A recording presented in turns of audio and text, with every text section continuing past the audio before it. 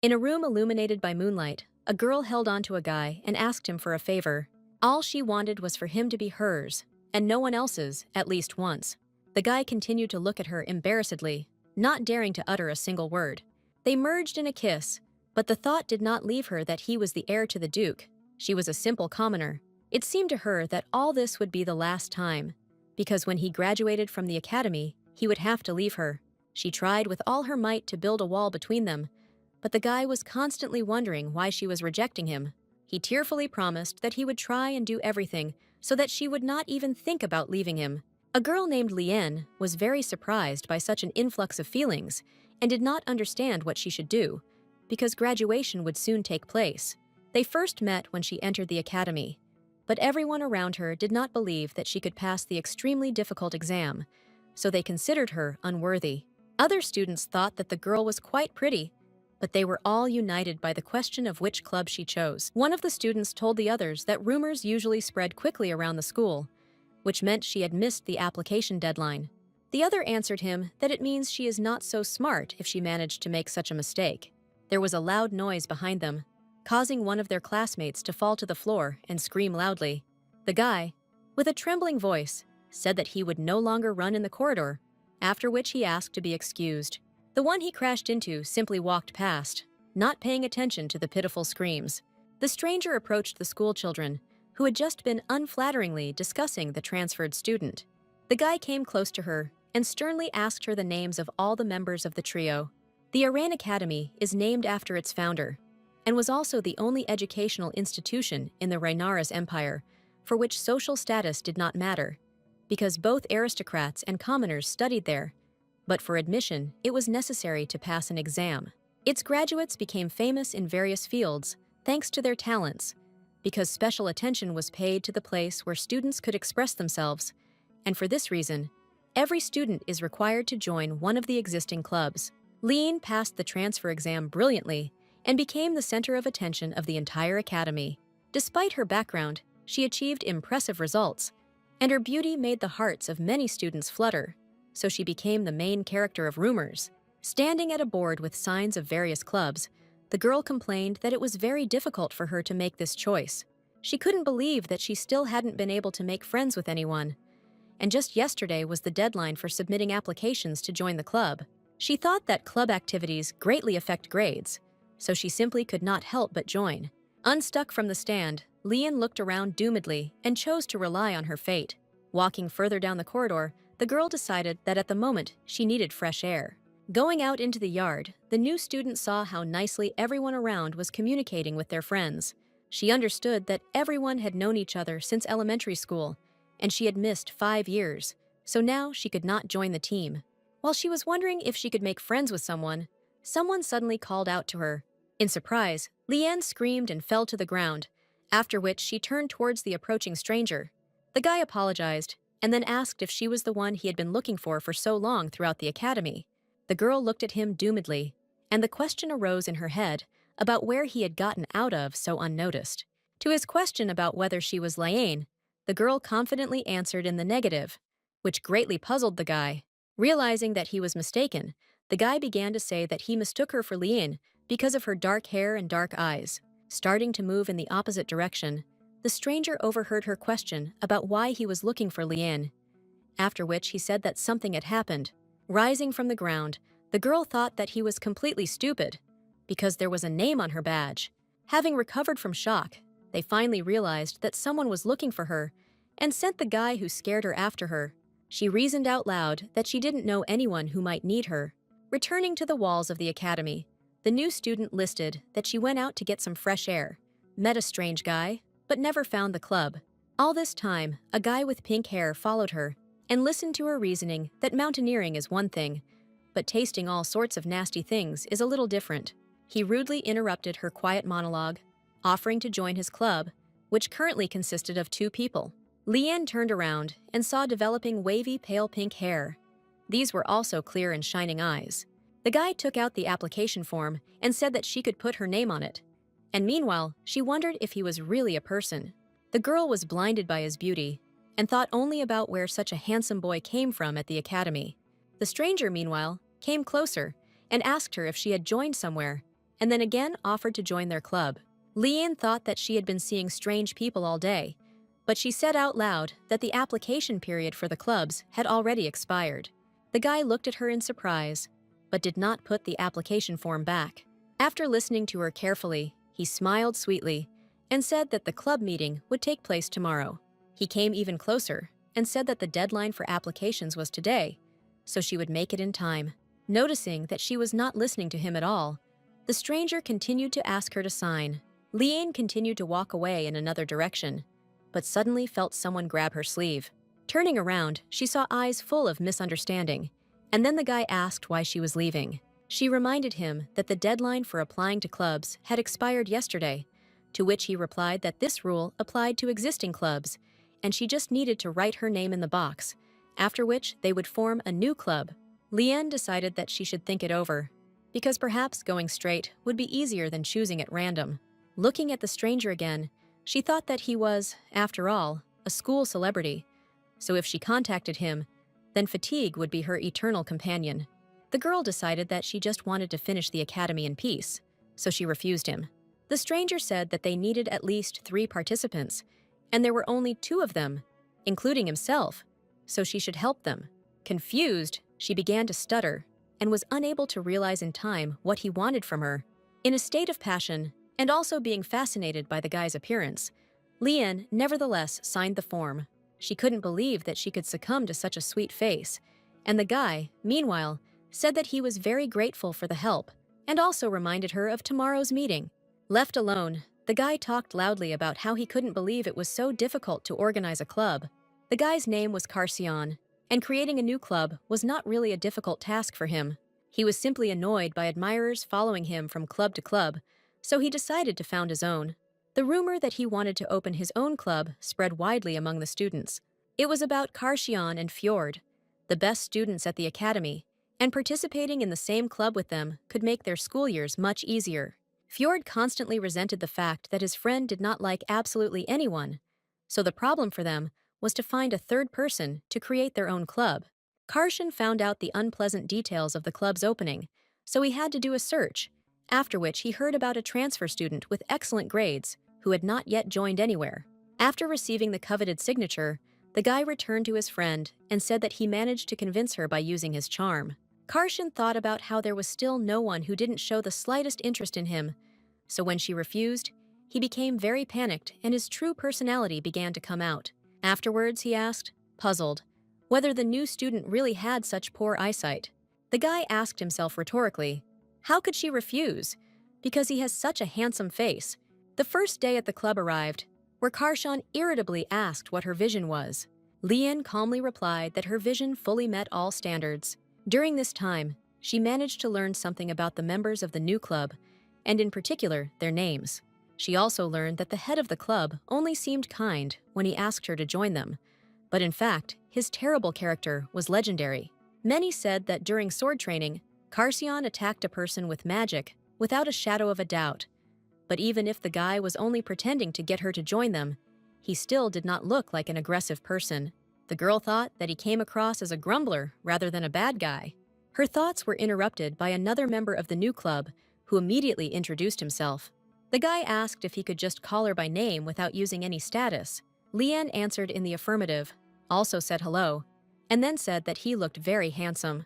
The girl was still interested in the question of what the theme of their club was, because she still didn't know what they would do. The guy answered her with lightning speed that they only planned to relax in this club. Carcion explained that the club does not have a specific type of activity, so they can do what they want, because they will receive club points in any case by destroying demons, which he himself will do, and she will simply appear on the lists. He added that Leanne is only present at the club for numbers, so she should be quiet. Fjord thought that this was said quite bluntly, and also such words could hurt a girl. Suddenly, the new student loudly stood up from her seat and began to slowly approach Carcion. Walking very close to him and placing her hand on his shoulder, she declared that he was truly the best. The guy quickly removed her hand from his shoulder, jumped up from his chair, and walked back a little. Blushing deeply, he screamed, asking her why she was pestering him. Leanne explained that she was simply too worried, and then asked for forgiveness. Hearing that she called him by name, Carcion became even more worried and looked at her in bewilderment for some time. Looking away from her in embarrassment, he told her that she should not call him by his name. The girl thought about what to call him then, if not by name, and then decided that at that moment, when he so smilingly invited her to their club, he was really pretending. Deciding not to argue with them anymore, Liane turned around sharply and headed towards the chairs. Seeing how she was arranging chairs in a row, Fjord asked what she was doing. The girl reminded him that the pink-headed one said that this club could be a place to relax, which is what she plans to do. After finishing arranging the chairs, the new student explained that she was going to sleep on the chairs. As soon as she lay down on the bed she had made with her own hands, she immediately noticed Karsion's gaze. She asked if he really had anything to tell her, to which he snorted displeasedly and answered negatively. The girl continued to look at him, full of indignation and bewilderment, after which she took a deep breath. Passing a lock of hair in her hand, she stated with confidence that she thought he had something to say. The guy angrily stated that he was completely uninterested in her, but at the same time, she was behaving very strangely. Hearing these words, Liane sighed relaxedly and sank onto the makeshift bed. Karsion continued to watch her, trying to hide his interest in everything that was happening. Closing his eyes, he thought, but the flow of his thoughts was so strong that he could not stand it. Jumping up from his chair, the guy began to talk about what was bothering him, and the girl immediately realized that he was one of those people who could not contain his curiosity. She immediately decided to play a trick on him, so she gently beckoned him with her index finger. Karsion looked embarrassed again, but still came closer to her, after which he sat down on one knee so that she could tell him something in a whisper. Hearing a short exhale in his ear, the guy staggered back, after which he found himself lying on the floor. He shouted indignantly that she was completely crazy, and she thought that his reaction was very strange. She immediately decided that he was very naive, and therefore easy to fool, so she smiled sweetly, offering to take pity on him. Karsion rushed towards her and covered her mouth with his hand, telling her to stop talking like that. He sternly said that if she continued like this, he would silence her for the rest of her time at the academy. Noticing the redness on his face, Liane decided to play with him a little more to reduce his indignation. The girl slowly passed the tip of her tongue between the fingers of his hand. Karsion blushed even more, stepped back from her, and began to ask in a trembling voice why she was doing this. Seeing the expected reaction on his face, Liane realized that she should not believe the rumors circulating around him. In her opinion, he was not a bad guy, because he was so easily provoked by her. Karsion very quickly tried to move further away from her in order to come to his senses. The girl told him that his hand was salty as usual, which means he was a person like everyone else. Deciding to have a little fun, she added that she assumed his hand would be sweet. Such a statement completely unsettled Karsion, so the guy could not say a word for some time. Liane watched his reaction with pleasure and thought about what she was already enjoying. She decided that the guy needed to be teased more often so that he understood who he was messing with. Fjord was watching everything that was happening, and he was still trying to understand what they were doing. RN Academy is based on the belief that everyone is equal before learning. For this reason, it is strictly forbidden to mention your social status on the territory of the academy. This is what Liane liked most when she was about to enter an educational institution. Now she found a new sofa in the clubroom, and to her question about what it all was, Karsion replied that if she didn't know, it was called a sofa. The girl was interested in why it had the symbol of the Duke of Lycian on it, and although she knew that the rules were not fully observed, it was a clear boast of social status. The guy interrupted her thoughts and said that lying on the sofa would be much more comfortable than on hard chairs. Liane decided to tease him again and said that he told her about this in such a tone as if he cared that she was lying on hard chairs. He asked if she would really continue to mock him, to which she replied that she was asking a very serious question. The guy said that from their first meeting, he still couldn't understand what was in her head. The new student thought he was very cute, so she wanted to see more of his different emotions. Suddenly, his face changed, and he said that he was very curious whether he would find the answer to his question if he broke her head in half.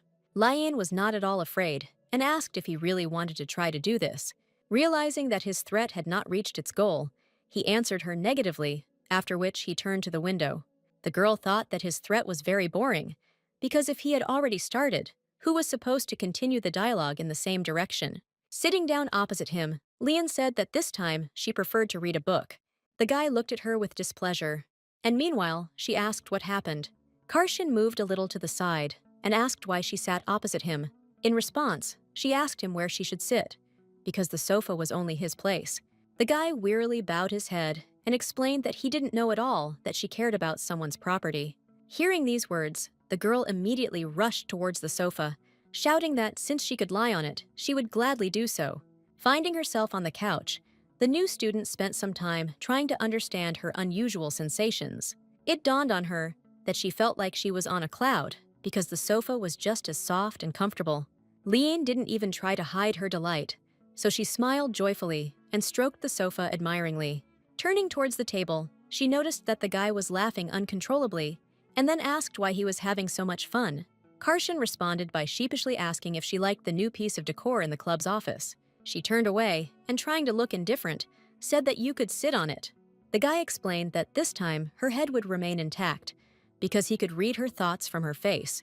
Leanne thought that her facial muscles had completely relaxed, so she should eat a high-protein herbal meal in the evening. She heard a short click of her fingers, after which a soft blanket appeared on her legs. She asked why he was so kind to her that he even conjured a blanket, to which he invited her to go to bed.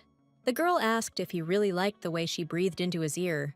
Deciding that such a phrase was not enough, she added that perhaps he liked her language. Leanne immediately saw the long-awaited reaction and realized that steam would soon come out of him, so he could stop there. Covered with a soft blanket, she decided that he was really cute, and not at all as he was described. She thought that the guy very much reminded her of a big pink kitten. To her, he was like a cat who was wary of strangers around him. The new student grinned smugly and suggested that she finally understood him. Breaking the silence, she said that she would like to apologize for not understanding everything right away. When he asked what they were talking about, the girl explained that she had heard all sorts of rumors, and then suggested that he could not kill a person before entering the academy. In the end, it turned out that she was very hasty with conclusions. After her words, all the rumors about Karshan came to naught very neatly, as if someone had worked on it specifically. Waking up the next day, Leanne realized that she had fallen asleep again, and then decided that this was the most wonderful adaptation period in her life. Suddenly, the door opened slightly. She quickly glanced towards those entering and thought about who could have come. Karshan and Fjord stood in the doorway, asking his friend why he didn't go inside. Seeing the sleeping girl behind the door, his friend immediately understood everything, and Karshan hissed at him. Fjord asked what had happened to him lately, that he was behaving so strangely. Noticing Karshan's angry gaze, he asked if this new student was really bothering him that much. The guy was not going to answer the questions, but his friend did not stop and asked why he cares about her so much. Unable to bear it, Karshan replied that he was greatly mistaken, because he treated her this way only because she had recently transferred to the academy. When asked by his friend how long the adaptation period would take, he replied that they planned to treat her like this for only a week. He added that during this time, he would simply be careful with her so that she would not run away from them. Meanwhile, the same girl they were talking about pretended to be asleep, but did not hear their conversation. She thought that he was just very worried that she might wake up, so he had no intention of entering. As he walked past her, he noticed her bare legs, after which he decided to cover them with a blanket so that she would not freeze. Leanne decided that she couldn't just leave it like that, so she immediately rose from her seat and looked carefully into his eyes. Smiling maliciously, she asked why he decided to cover her legs. The guy immediately tried to justify himself by saying that she understood everything wrong, and she assumed that he had undergone surgery to remove angel wings. To his question about what she was carrying, the girl answered that he was an angel kitten. Fjord decided that she just liked to mock him, and Leanne said that she was just joking, but in her opinion, he really treated her well. Confused, Karshan angrily walked towards the table, telling her to continue sleeping, but the new student found herself thinking that she could not stop because she really liked his reaction. Stretching relaxed on the sofa, she explained that she woke up in a very good mood, so she decided to read a book. Turning towards Fjord, she noticed that he was also reading a book. Leanne had heard quite a lot about Karshan, but practically nothing was known about Fjord. The guy was second in popularity to Karshan, and they were both in their senior year. She knew that he always looked friendly and smiling, but at the same time, there was some kind of secret in him. Leanne never noticed any flaws in him, so she decided to try to make fun of him too. Approaching his desk, she asked what he was reading, to which he replied that he was repeating material that had not been covered. The girl noticed that, contrary to all expectations, he answered quite honestly. While he did not understand what she wanted from him, the new student, meanwhile, took off his shoe and threw it to the far corner of the room. Finding herself between the closet and the vase, the girl decided that she had managed to score an imaginary goal. She remembered that when her parents made fun of her in a million different ways, she remembered them because it was fun. Liane quickly apologized to him and said that she would immediately bring the shoe back, to which he noted that she does this when she gets bored.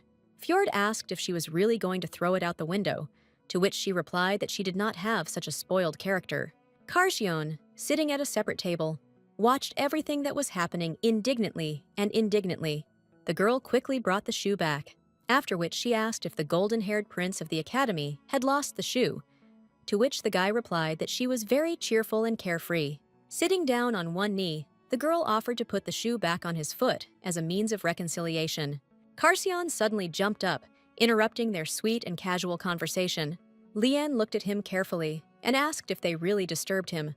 The guy asked tensely if their new student really had no pride at all. She asked with fear why he decided so, because she had not done anything wrong. Karsion explained that she knelt down so easily, after which he ordered her to get up from the floor immediately. The new student thought it was just a joke, as she knelt down to apologize for her teasing. She couldn't believe that he got so angry over something so trivial. After the meeting at the club, Karsion and Fjord headed down the corridor of the academy, where his friend talked about how there was no adaptation period. He was able to stop Karsion with the phrase that he was forcing him to go to the secretary. Fjord didn't stop asking what was on his mind and why that girl had power over him. At the last question, the guy turned around and looked angrily at his friend, which silenced him. Fjord didn't understand what was happening, so he just stopped a couple of meters away from him. The guy took a deep breath and said that he understood everything, because it didn't matter what he said, because the girl would leave them anyway. Several weeks had passed since joining the club, and now she was thinking that when she first transferred to the academy, she did not even imagine that everything would turn out this way. She felt very good at heart, and she suggested that she did not even think that she would have so much fun. There was still one single problem, which was the main difficulty of being in the academy: communication with Karsion and Fjord, the most influential people in the academy, led to the spread of numerous rumors. In a closed political space like the academy, in a kind of secular world, Liane was extremely careful and even hid when she went to the clubroom. But outside the walls of the club, she was found by classmates who considered her unworthy to be near Karsion and Fjord. One of them said that, as they expected, her face was too cute, and the other said that she had nothing but a pretty face. Another said that these were all rumors, because no one in their right mind would take such a wretched woman into their household.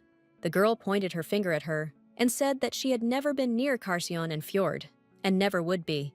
Liane decided that at the first meeting, it immediately became clear why she allowed herself to do this.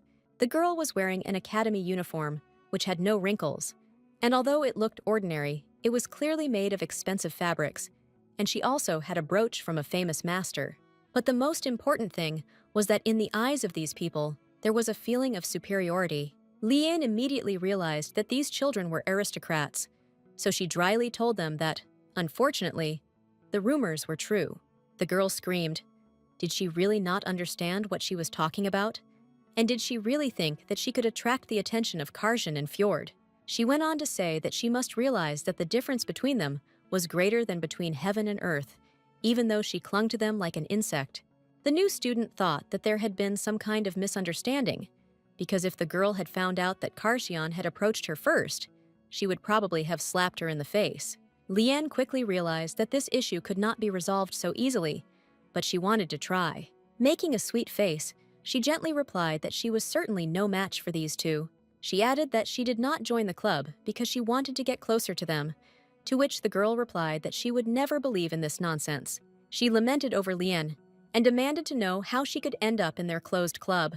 Holding a pen in her hand, the new student explained that she joined because of their faces, because the entire academy recognized their beauty. She asked if they really wouldn't have joined their club if those two would have made such cute faces, to which one of the classmates answered in the affirmative, for which he received a blow to the head. The girl did not let up and asked how she managed to hog all their attention. She angrily said that it was impossible to make friends with aristocrats who influence society, trade, international relations, etc., and no one would believe in such friendship. Pointing her finger at her again, the girl asked if their hater really believed in the rules of the academy, because they didn't care about them at all. She added that she may have been misled by Karshan's permission and Fjord's kindness, but in any case, they were not on her level. The girl came even closer and said that she was just a school memory, nothing more, nothing less. Pointing a finger at her shoulder, a classmate told her that she should know her place. Lean thought that the girl was acting more childish than she had imagined. The new student winked and said she understood them, then asked if they were on their level. This question greatly infuriated the bullying classmate, so she angrily asked what she meant. She suggested that the hater did not understand who she was talking to, and perhaps had not heard of Countess Christia, and another classmate said that all the gold in the region was under the control of his family, and that this was the whole difference between the worlds of commoners and aristocrats. The third began to say that she hardly knew the name of Andrew's family, because they were viscounts. The girl said that their hater should have understood that they were all from influential families, so she must obey if she did not want them to turn her house and everything around into an open field. A classmate ordered her to kneel as a sign that she had truly learned this moral lesson. Leanne waved her pen and said that they needed to clarify something, after which she listed all their names. The girl looked at her angrily again and asked what she was up to. The new student simply got up from her seat and walked past them, to which she again began to ask if she had really forgotten, because her memory is short. She also suggested that the hater would bang her head on the ground, saying their names every night to remember. But suddenly, Leanne quickly ran past her and got into a pose for a long-distance sprint. She was full of self-confidence and in her abilities, so she did not notice what people around were trying to do. After counting down a few seconds to herself, she began to run in the opposite direction from the offenders. They tried to catch her for a long time, and Leanne understood that this fool didn't even know how to run. The girl immediately ran to the teacher's room, where the magic pen reproduced their entire dialogue. One of the professors said that he had heard enough, and this information greatly shocked him. He added that it was a good thing she had a recording device in her hands during the attack, because otherwise they could have gotten away with it. Leanne thanked him and said that she was very scared, but had to tell everything. She said that she sincerely believes in the commandments laid down by the founder of the academy, and the rules of the academy should be sacred to all students. The teachers could not believe that they had such a selfless student, and meanwhile, she decided that everything turned out great for her. The new student thought that by emphasizing the rules as a model student, she would only highlight their disrespect for the academy. In fact, she had expected something like this, because when she joined the club that was the talk of everyone, she naturally attracted extra attention to herself. This was not the most pleasant attention, but nevertheless, she had no other choice. Approaching the door of the club, she tried to calm herself down, thinking that everything was fine, because she was already used to this. Having reached the door, she fell under the weight of my thoughts, because she believed that no one else would dare to touch her, because she was protected at the academy. She felt completely uneasy, but she tried to get up in order to still get inside the room where she could be alone. Having gone inside, Leanne first wrapped herself in a blanket and decided to calm down a little, after which she would get up. Wrapping herself up even tighter, she suddenly fell into a terrible sleep that constantly tormented her. In her dream, she saw her father and mother, as well as herself, who was trying to wake them up and have a picnic with them as before. When she was 10 years old, misfortune knocked on her door, and her parents came down with an illness that could not be cured, so she began studying medical botany to help them.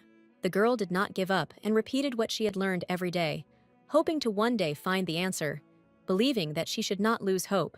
As she climbed the mountains in search of rare flowers, she thought that she must constantly try to do her best.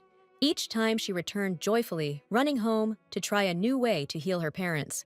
She firmly believed that her efforts would one day pay off, but she watched as her parents only got worse.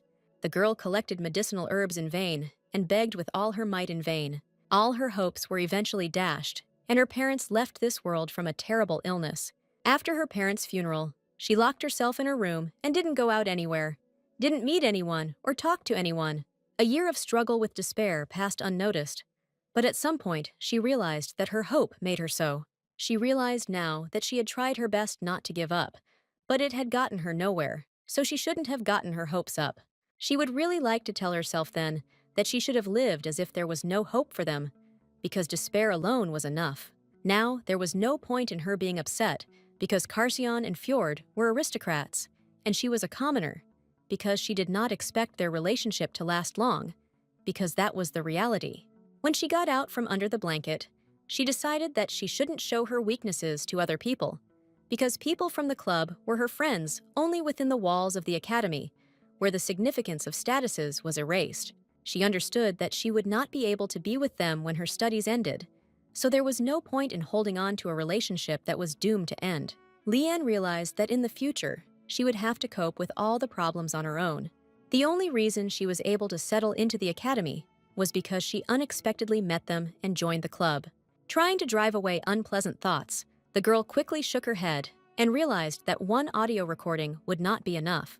She suggested that outside help would be needed to carry out the punishment. Without thinking for a long time, she went in search of Fjord, whom she found in one of the corridors of the academy. She followed him and said that she urgently needed to talk to him about something. The guy said that he was a little busy, so he did not have time to carry out her instructions. Leon quickly ran up to him and asked if he really thought that she was one of his fans. Fjord finally saw the owner of the voice that was asking him for help, so he decided to stop and listen to her. She explained that she had not come to him to consult, but with a very specific request.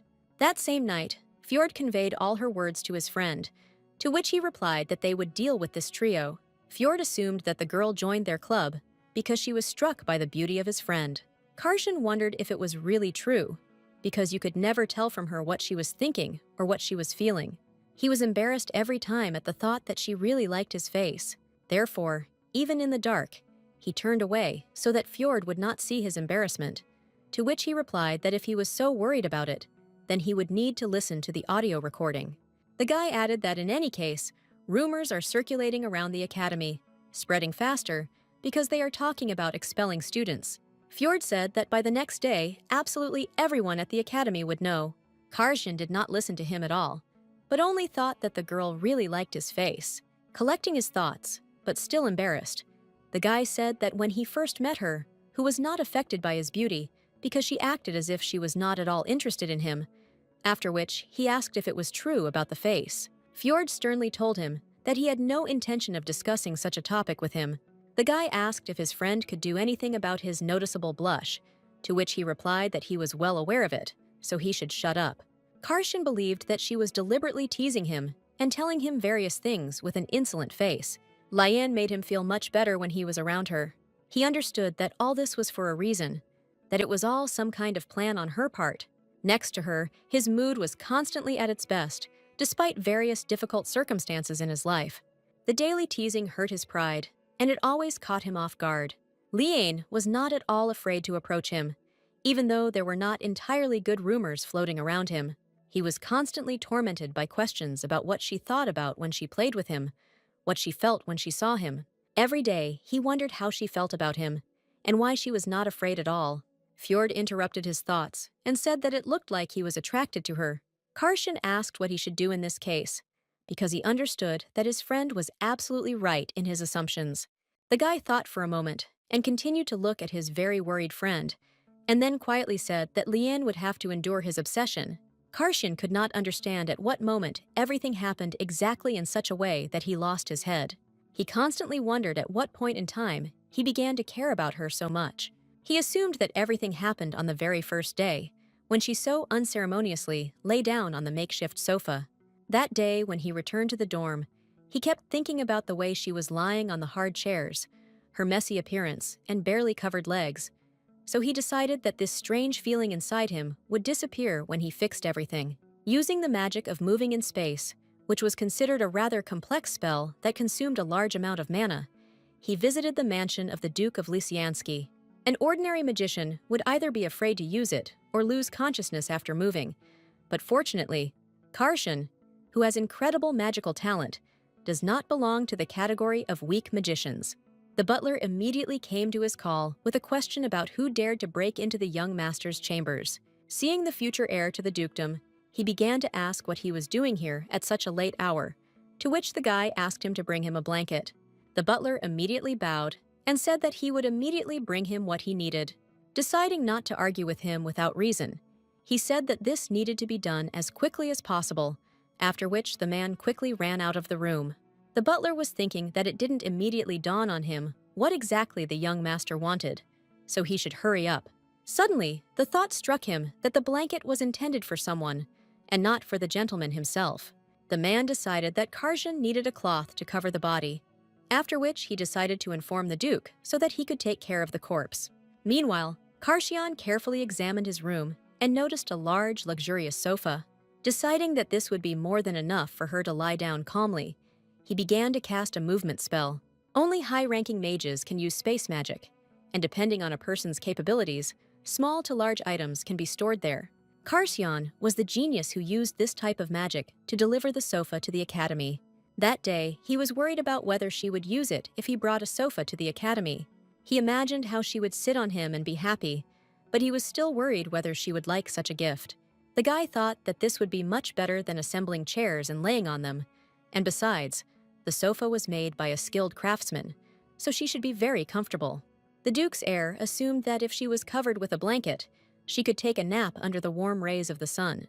The guy embarrassedly thought that she would be able to smile at him again in gratitude for the provided place to sleep. Realizing that he was not thinking about this at all, he decided that it was not him that she should like, but the sofa with a blanket, because she irritated him too much. It seemed to him that if she made herself comfortable, he would finally stop thinking about her. He assumed that if this issue was resolved in a timely manner, he would stop worrying and worrying.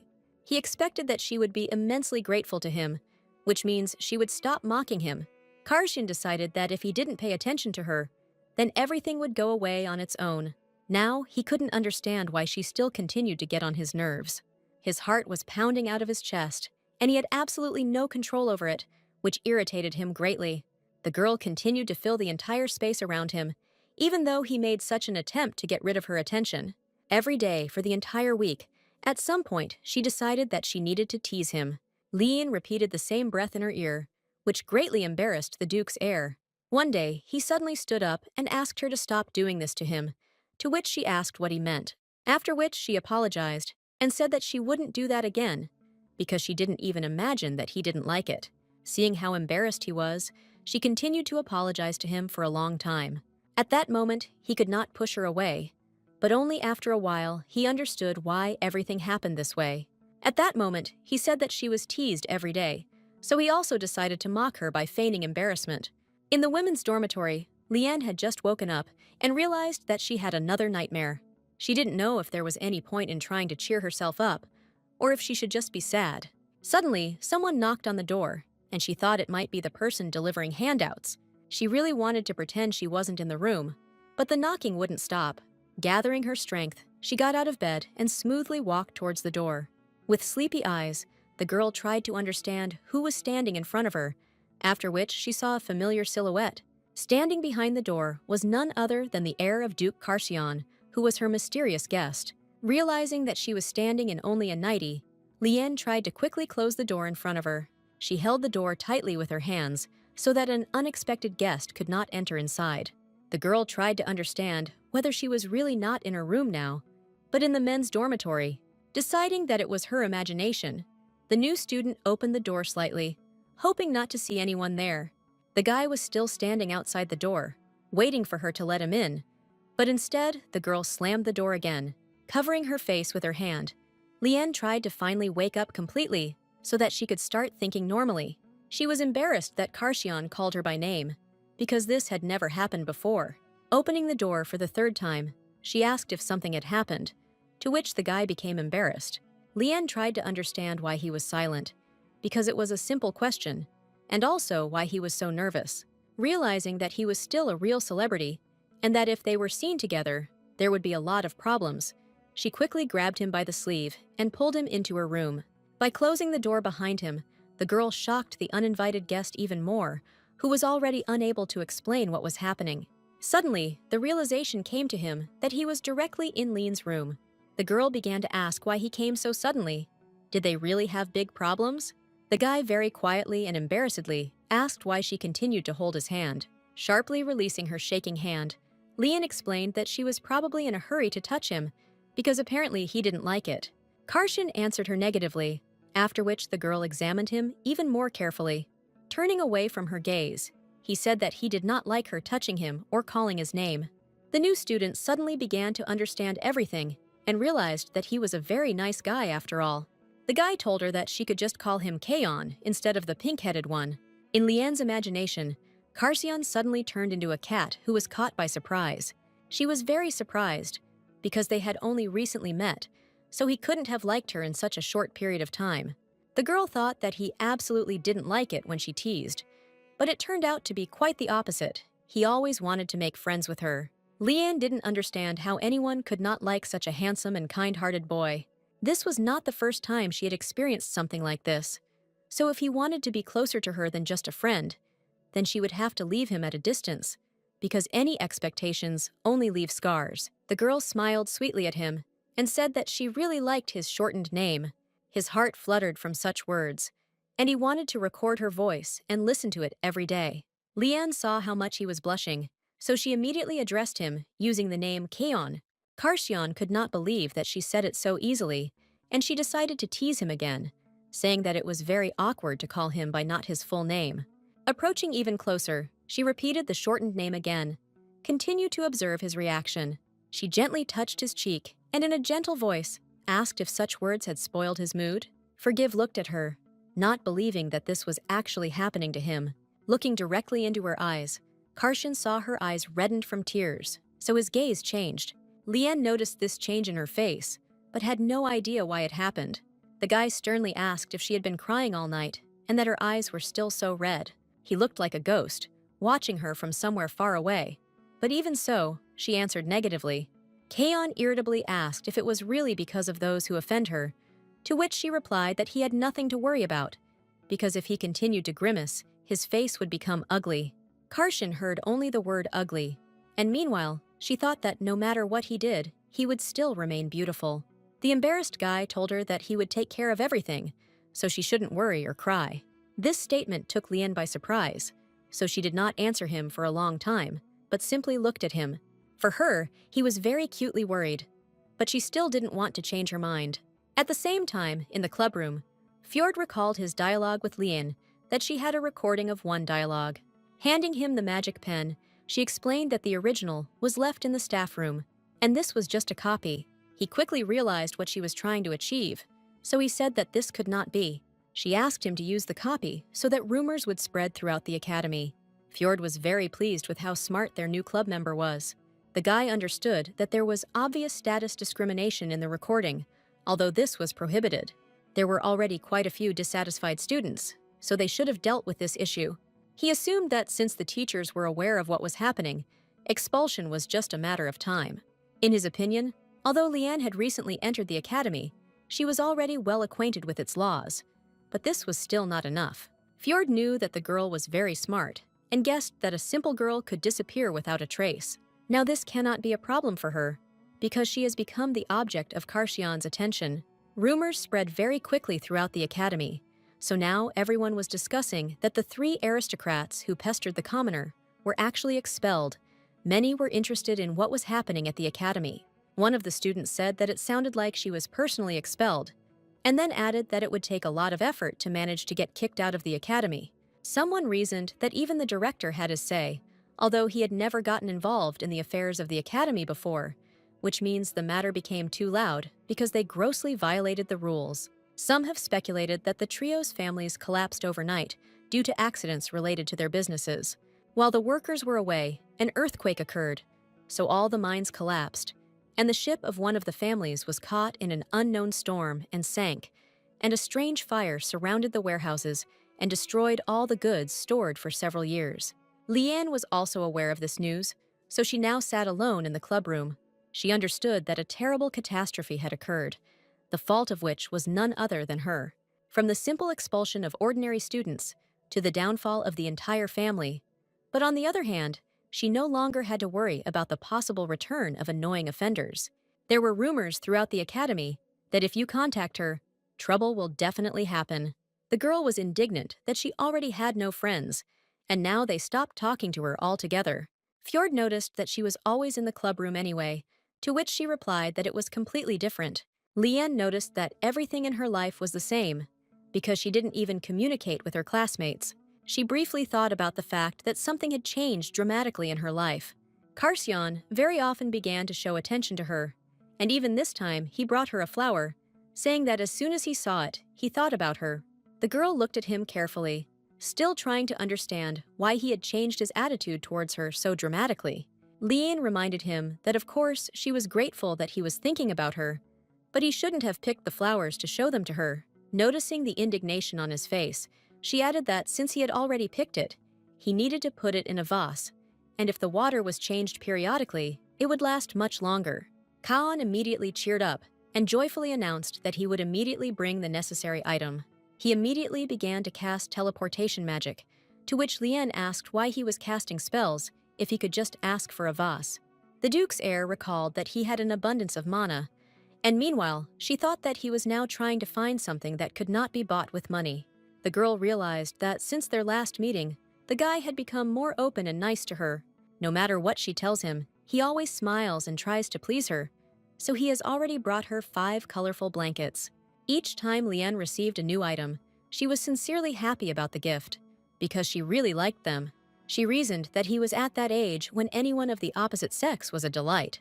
Leanne did not want to scold him at all for picking the flowers, and she also hoped that they would remain friends as long as possible. Leaning back on the sofa, she wondered if her friends would be friends with each other if she left them. Fjord asked if she really considered him her friend, even though he didn't even give her flowers, to which she answered in the affirmative.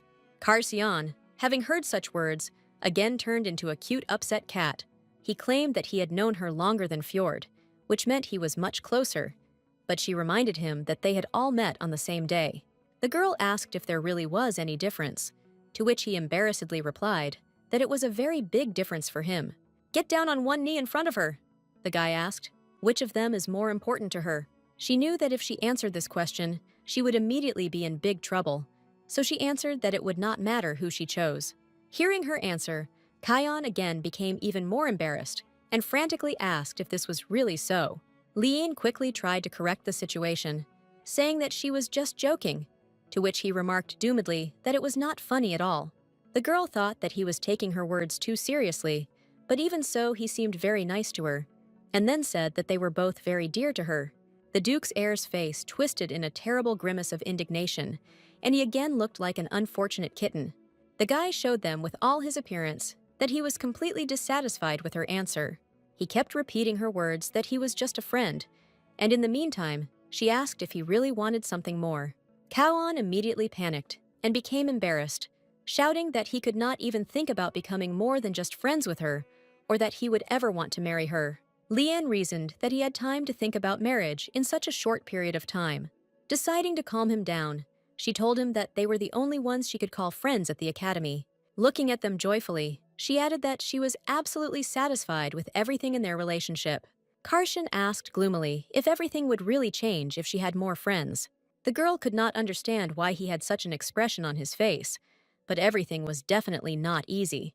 After a while, she was already walking along the corridor of the women's dormitory and thought that perhaps the Duke's heir did not realize that his main job was to drive away people who wanted to make friends with her. She couldn't help but think that it would be great to make friends through books. Opening her eyes, she lately noticed a pile of boxes in front of her, which was about to crash into her. The girl put her hands out in time and said that they were about to crash into each other. The student carrying the boxes joyfully exclaimed that this was exactly what she was looking for. The stranger said that Leanne is much nicer than they say at their academy. The girl turned out to be Jane, Leanne's new roommate, since she had returned so much from the academy on family leave. She was 2 years older than her, but she also had her last year of study, so the girls ended up in the same class. Once in her room, Leanne stated that she was very pleased to meet you. Jay explained, a little embarrassed and confused, that she recognized her name when she looked at the sign in the room. Leanne suggested that she talk to her in private, and not so formally, because she was used to talking to all her friends that way, to which the new neighbor said that it would be too arrogant. She added that then she would have to contact her officially, which greatly puzzled her new partner. Leanne extended her hand to her and stated that they would now live in the same room, so they should be as comfortable as possible. Jane confirmed her words and suggested that it would indeed be much better. Leanne had a very good feeling about her new roommate and also her new friend Jane. The next day, the girl suddenly woke up from the sunlight, talking about how she usually gets up after 12 on weekends. Jane apologized for accidentally waking her up, and then carefully examined her still sleepy neighbor. As soon as the girl turned to her, Leanne noticed that she was already getting ready to go somewhere. Jane told her that she had some kind of plan, but her neighbor continued to look at her thoughtfully. Waking up from her thoughts, Leanne loudly declared that she almost left her speechless. She asked if she was really going to go and collect debts, to which the neighbor replied that she would not have recognized her in that case.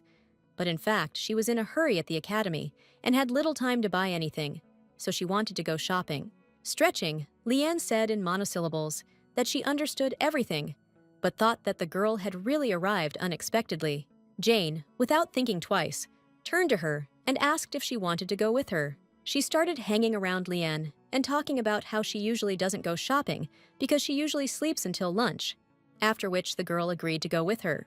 The market, as always, was crowded because people started their day off with shopping. Jane had to drag Leanne halfway with her since the girl was still not fully awake. But as soon as they arrived at the shopping area, the girl immediately came to life, saying that she was very excited to walk along a busy street. She thanked her new neighbor, saying that sometimes it's good to just go for a walk. The girl embarrassedly said that there was nothing to thank her for, and in general, she should be thanked.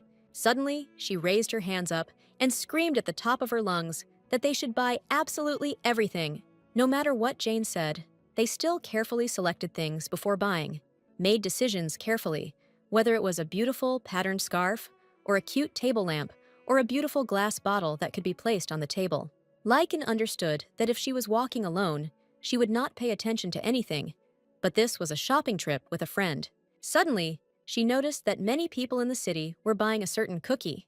Jane asked if she would really buy one for herself, to which she replied that she had no intention of doing so, but then thought that perhaps her new friend had a sweet tooth. She offered to go ahead and buy some, but for some reason, all the cookies were in the shape of hearts. In fact, she didn't notice the many signs telling her to give the cookies to the person she liked the most. Watching her choose different flavors of cookies, her new neighbor couldn't help but think that she looked a lot like a cute cat. Once they had collected the cookies, Jane asked if her neighbor had an ideal type of guy, to which she replied that she just liked nice guys. The girl asked with horror whether he could really be kind, to which Leanne said that he could not, but should be kind. Turning to her neighbor, she added that, otherwise, she would simply ignore him. Deciding to continue the conversation, Leanne also asked her the same question, to which the girl said that the main thing for her was that they find a common language. Suddenly, Jane asked her if there was a good guy in her circle with whom she was close. She explained that perhaps this was a friend at the club, because there was someone popular there. Leanne said that Fjord is a pretty good guy, and then noticed a strange expression on Jane's face. She was very shocked by her strange behavior, but could not understand what the reason was. The girl began to make excuses that her new friend had misunderstood everything because he was just a friend to her. The new neighbor stated with horror that since she also liked Fjord, she was so slutty. Realizing that the conversation had gone completely in the wrong direction, Leanne decided that it was better to go back and eat cookies. That same night at the academy, Jane went to a meeting with her customer to reveal all the information. The girl thought her neighbor was a good person and that she would be a good friend. Jane truly hated herself for having to do this to her new friend. Suddenly, in the corridor, she saw a shadow and then saw the man to whom she had been walking for so long.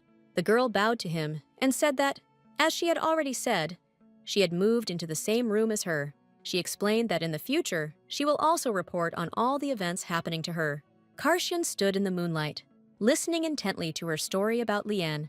Jane decided to clarify with him what actions of Leanne she should warn him about.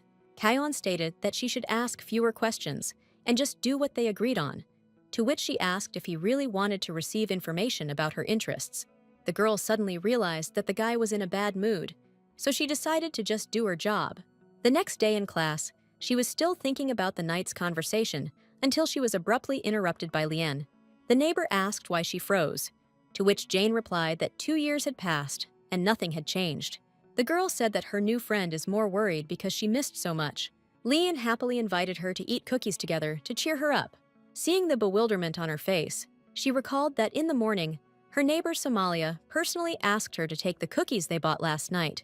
Leanne said that no matter what flavor she liked, it would still end up in the bag, because she bought a lot of cookies. Suddenly, Jane asked her to look around so that she could finally understand what this cookie meant. Literally behind them, a girl was passing a bag of heart-shaped cookies to the object of her affection. And on the other hand, the girl handed the same bag to the guy, saying that she was the only one who would take care of him. Her new friend asked if she really didn't know what holiday was celebrated on that day. After class, the teacher announced that due to annual poisoning attempts with a love potion, the cookie festival was prohibited within the academy. Leanne suddenly realized that this was why everyone secretly exchanged gifts, avoiding the glances of teachers. But this was the first time she had heard of such a thing. Jane couldn't believe that she had bought cookies to share with her new friend, to which the girl replied that she thought she might like them. Seeing the embarrassed but joyful face of her new neighbor, Leanne noticed that her idea was a success. Jane tearfully begged her not to do this, because on Cookie Day, the girl should give cookies to the boy. A new friend offered to treat a boy she is friends with as a sign of their sincere friendship. She offered to give cookies to someone from the club she attends. Leanne said that this could lead to certain consequences, because they are not such good friends. Having said this, she first thought of Karsian, rumors of whom spread faster than the wind. Deciding to change the subject, Jane asked her to choose earth-flavored tomato or tomato-flavored earth. Leanne slowly continued their casual dialogue, but she herself understood that Kayan would probably know the answers to all the questions, so she must draw a line. As she said goodbye to her friend, she realized that she was confused in her feelings. Approaching the clubroom, the girl decided that she should only do what her friends did, although she was not sure how her heart felt. Trying to be strong, she slowly opened the door and was about to go inside. A fire was blazing inside the clubroom. There was a protective magical barrier around the sofa, and Fjord was lying lifeless on the floor. An angry Karsian stood right behind him, and the beaten man himself said that he did not understand at all where he had heard such information. Seeing her in the passage, Kayan calmed down, and Fjord asked her to explain everything to him, because his friend immediately attacked him as soon as he saw him in the room. Before he could finish speaking, the door to the room slammed shut, and the girl remained outside. From behind the door, magic shone with lightning speed, illuminating the entire corridor with white light. The door to the room opened, and cute Karsian appeared behind it, asking her what they would do today. The room behind him was whole again, so she asked if it was just an illusion, or if the room had just been completely destroyed. The guy asked in surprise whether he could really destroy the circle room or touch Fjord, and his half-dead friend weakly said that he didn't touch him, but used magic. The girl asked in surprise if he was trying to be kind, to which he answered in the affirmative. Leanne happily declared that he should remain as kind for the rest of his life. Seeing the smile on her face, he blurred with emotion and exhaled calmly, realizing that she was not going to be angry with him. She was still in shock, but tried not to show it, and meanwhile the guy began to think about what he should do. Leanne thought that she was unlikely to be able to ignore what had happened, but being smart meant pretending to be stupid in time. As she walked inside the room, she reasoned that despite the teacher's warning, everyone was exchanging cookies. Then she suddenly revealed that she had no idea about this holiday at all. Hearing such words, he became very sad, and Leanne thought that he was even more disappointed than she had expected. Trying to save the situation, she asked how many cookies they received, since they were very popular at the academy.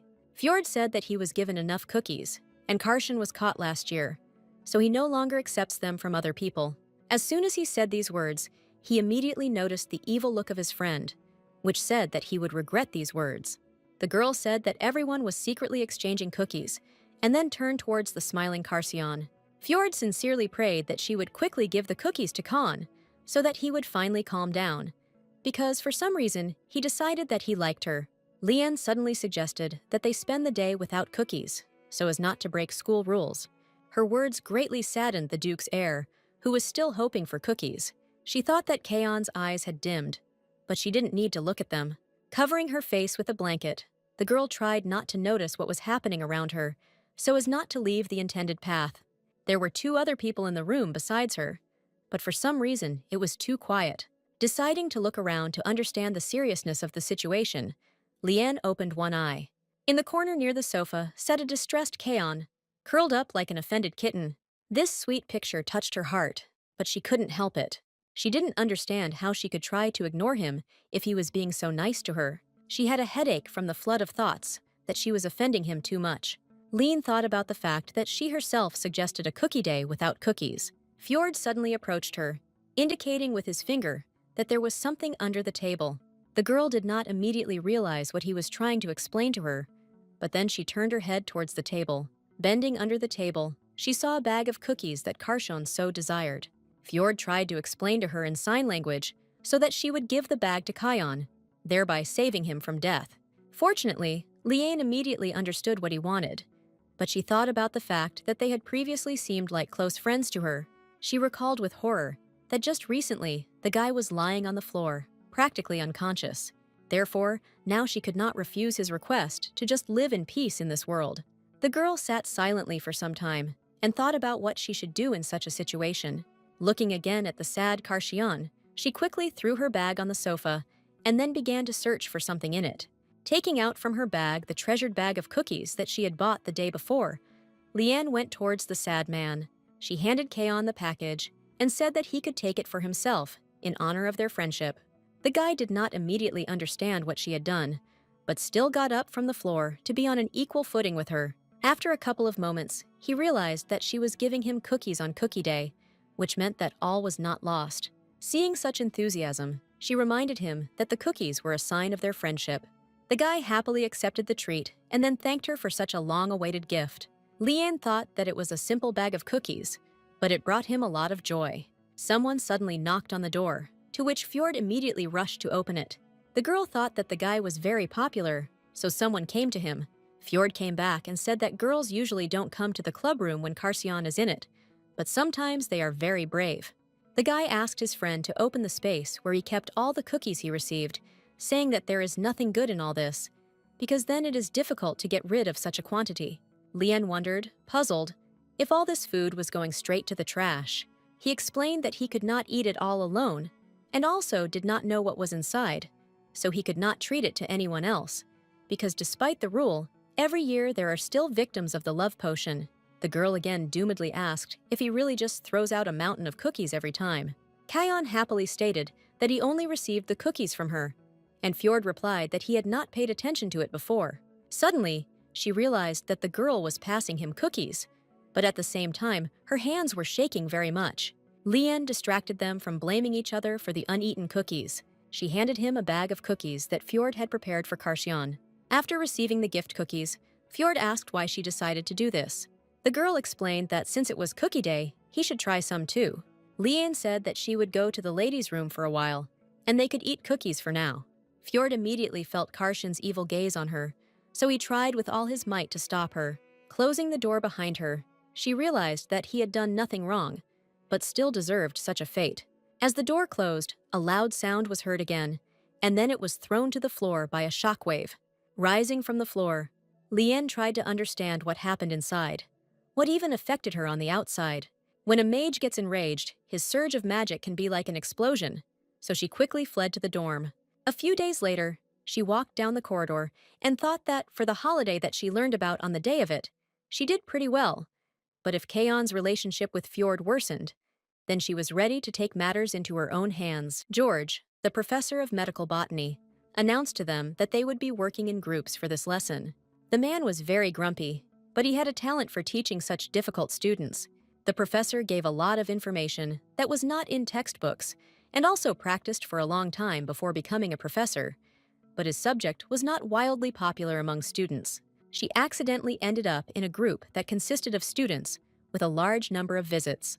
She would not have had any problems with an individual task, but working in a group caused her resentment, since she did not communicate with anyone. Liane decided that she needed to think positively, because this way she could make new friends, and one of her classmates said that if she had no one to do things with, then she could do everything on her own. A classmate sitting next to her turned to her, wondering if she could ask a question. Having received an affirmative answer, the girl asked if the rumor that Karsion liked her was true. Liane responded negatively and added that there was absolutely no reason for this. The classmate continued to stare at her and then snorted loudly. The girl exhaled deeply and stated that she really fell for some rumors. Liane did not understand what she wanted from her and why she was talking to her in such a strange tone. Seeing strange inscriptions that she would be the main one in the group on the sheet of one of the participants, she suddenly sensed a bad feeling. Karshan had no reason to love her because they were of different social standings. The girl believed that, if you look at it objectively, he didn't like her that much. The guy had a beautiful appearance, background, and a kind and pure personality, so even someone from the ruling family could not compare with him. Lian understood her situation very well, but she could not allow someone to look at her with such an appraising gaze. She firmly decided that she could not just leave such a malicious statement in her direction. Having decided to act according to the method of what they do to you, so you do to them, she said that she was very grateful to Miss Potato and hoped that they would be able to work as a team. Hearing that she had just been called a vegetable, the girl was very angry, but remained in shock for some time.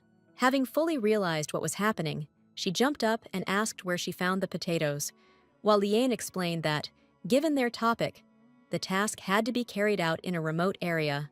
The classmate continued to complain about her, and another member of the group said that he agreed to go with her. Arriving at the clubroom, the girl began to lament how she could lead such a group, because it would ruin all her grades. Kaon asked what happened, to which she replied that her leg just suddenly hurt. He immediately offered to give her a massage, but managed to stop talking in time, because he realized what he was offering her. The guy tried to justify himself, saying that he had no malicious intent, because he was just worried about her. Liane explained that she didn't think at all that he was such a master at this, so she even almost agreed. Their entire strange conversation was also observed by Fjord in the room, who was clearly not happy with what was happening. The girl laughed very hard and said that he had cheered her up, and then said that she had heard strange rumors about him. Kayon immediately changed his face and asked with interest what rumors were being discussed. Lion accidentally let it slip that he heard the news that he liked her. The guy asked if such rumors really disappointed her, to which she answered negatively. The girl thought that her only concern was that the likely outcome was also being discussed, but she would prefer rumors that she liked him, because there were a lot of such girls. She couldn't tell him this directly, because she might cry. Because when she sees how sad he is, she remembers how she cried after her parents died, and this made her feel weak. Therefore, she announced that she hoped that he would not have problems with marriage in the future because of these rumors. But she knew very well that this was a futile worry, because he would meet a girl from a noble family. Kaon, calmly and gently, said that he was very glad that she was not upset, and that she need not worry, because he would still be with her. His fiery speech was interrupted by an unexpected guest, who said that he had come to find Lian. Kaon looked angrily towards the open door, trying to understand who was looking for his beloved. When she turned towards the door, the Duke's heir was already standing next to her, about to let in the uninvited guest. Opening the door, he furiously asked who this person was that dared to interfere in the affairs of their club. Lian said the guest was scared, because he opened the front door so quickly. Coming closer, the girl asked if he had come because of a group assignment. Kaon again angrily asked what exactly brought him to them, to which the guy asked to forgive him for disturbing him. She tried to reassure Karshian, saying that she knew very well that he did not like it when someone else came to the clubroom, but she needed to talk to him. He immediately changed his face, smiled joyfully, and declared that in this case, he would not interfere with them. Lian asked the uninvited guest what happened, because they agreed to meet after the hours allotted for club activities. The guy explained that he had a very bad headache, so it would be very difficult for him. The girl said that he should take the medicine, but he would not need to go with them, because the next day he would need to work with the collected herbs. But if he felt bad, he would not be able to do this. Still sensing an ominous aura emanating from the room, the intruder stated that since he had no more questions, he was leaving. The guy crawled a few meters and then began to quickly run away along the corridor. Lian didn't even have time to say anything in response to him, but just silently watched as he ran away from her. She suddenly realized that the guy just left because he didn't want to work in the group. She lamented that she was too trusting, because everything was so obvious. When Lian came into the room, Jane asked if she wanted to go for a walk around the city. The girl apologized and said she needed to finish up with a group lesson, so she just stopped by for a few minutes to pick up some tools. She sincerely hoped that Professor George would not teach group classes twice, but in the meantime, her neighbor reported that she had received letters. Taking 2 envelopes in her hands, Lian sincerely thanked her for the service, after which she headed to her desk. The girl quickly realized that one of them was sent by her aunt, but since family seals cannot be used to write to the academy, she used the others. She remembered her aunt, who was very kind to her, and who always answered her questions. Leanne decided that she would definitely need to read the letter and write a response later. The letters always had the same scent of lavender, which never changed. Noticing that her neighbor had put all the letters in one box, Jane wondered why she had never opened a single letter. The girl quietly slammed the box with letters, wondering how she should answer this question. She stood silently for a while, rubbing her wrists, and then said that these letters were not worth reading. Afterwards, she went to a remote place to collect herbs, still believing that working in a group was evil. The first member of the group was a patient who tactfully crawled away from her on the very first day, citing headaches. The second member of the group was a talking potato, who was already 30 minutes late. The third member of the group, whose name she did not remember, came, of course, but left almost immediately. His excuse was that his grandfather's past lover had died, so he had to go to the funeral immediately. But she could remove his name from the group assignment. So she was left alone, finally telling the guy that he really should pass by, since we are talking about his grandfather's past lover. Walking up the slope, Leanne loudly reasoned that, although the weather was cloudy, she was walking alone and could figure it out on her own. She always liked to walk along the mountain road because she and her mother used to dig up medicinal plants in these mountains. But after her parents left her, she stopped coming there because her aunt was worried about her. However, she brought her all the medicinal herbs that Leanne wanted, so she could concentrate on her studies. She knew that if she had come into their home when she was younger, she could have called them Mom and Dad. But now she regretted that she could not do this earlier, because they had originally wanted to add her to the family register. But when they went exactly halfway, everything ended abruptly, and she was never able to become a member of their family. The mountain path led her to a dangerous place, surrounded by a fence in which there was a huge hole. One of the reasons why this task was done in a group was that most medicinal herbs use manna as a source of nutrients, and the place with the highest density of manna was the habitat of monsters. Also, the herbs that grow in the wild were much more effective than those grown by humans. To get the best plants, you need to go to dangerous places with a group. Passing through the fence, Leanne suddenly heard a strange sound, but then decided that she was just imagining it. She noticed that all this time, she was being watched by a man standing on a branch of one of the trees. The girl really wanted to complete the group task, and unexpectedly, she saw the Dow Tranto flower, which is very difficult to collect, and since it had no beneficial properties, it was often classified as a weed. Leanne knew very well that this particular plant could be used as an anti-sweating remedy, because when she was little, who managed to create it in order to invite her father's smell of sweat after training. Now she reasoned that Lady Luck had not let her down, because this medicinal plant could not be bought because there was no demand for it, but she was able to find a place where it could be obtained. Although she was excited, she did not stop watching, and was also confident that she was prepared for all unforeseen situations. However, Leanne lost sight of the huge scary boar, which quietly approached her from behind. She heard an unexpected cry to be careful, after which the pig's head was cut off from the body. The girl did not have time to understand anything as Karshan pressed her tightly to his chest so that she would not get hurt. The first thing she noticed was an absolutely clean smell, which she was not prepared for. There was some strange density in this smell that could not be gotten rid of just like that. Leanne understood that just one breath from Kaon spread warmth throughout her entire body. After a couple of moments, she finally realized what was happening, so she immediately started pushing him away from her. The girl asked what he was doing in such a remote place, to which he also asked her why she was wandering alone. She realized that he was very worried, so he came for her, and now he was looking at her so unbearably. Rising from the ground, Leanne explained that she was making preparations, and she herself was able to scare away the monster. She examined the corpse of the killed animal and stated that if he had not intervened, the boar would not have attacked her. Karshan quickly rose to his feet and told her that she shouldn't look at it, after which he performed disappearing magic.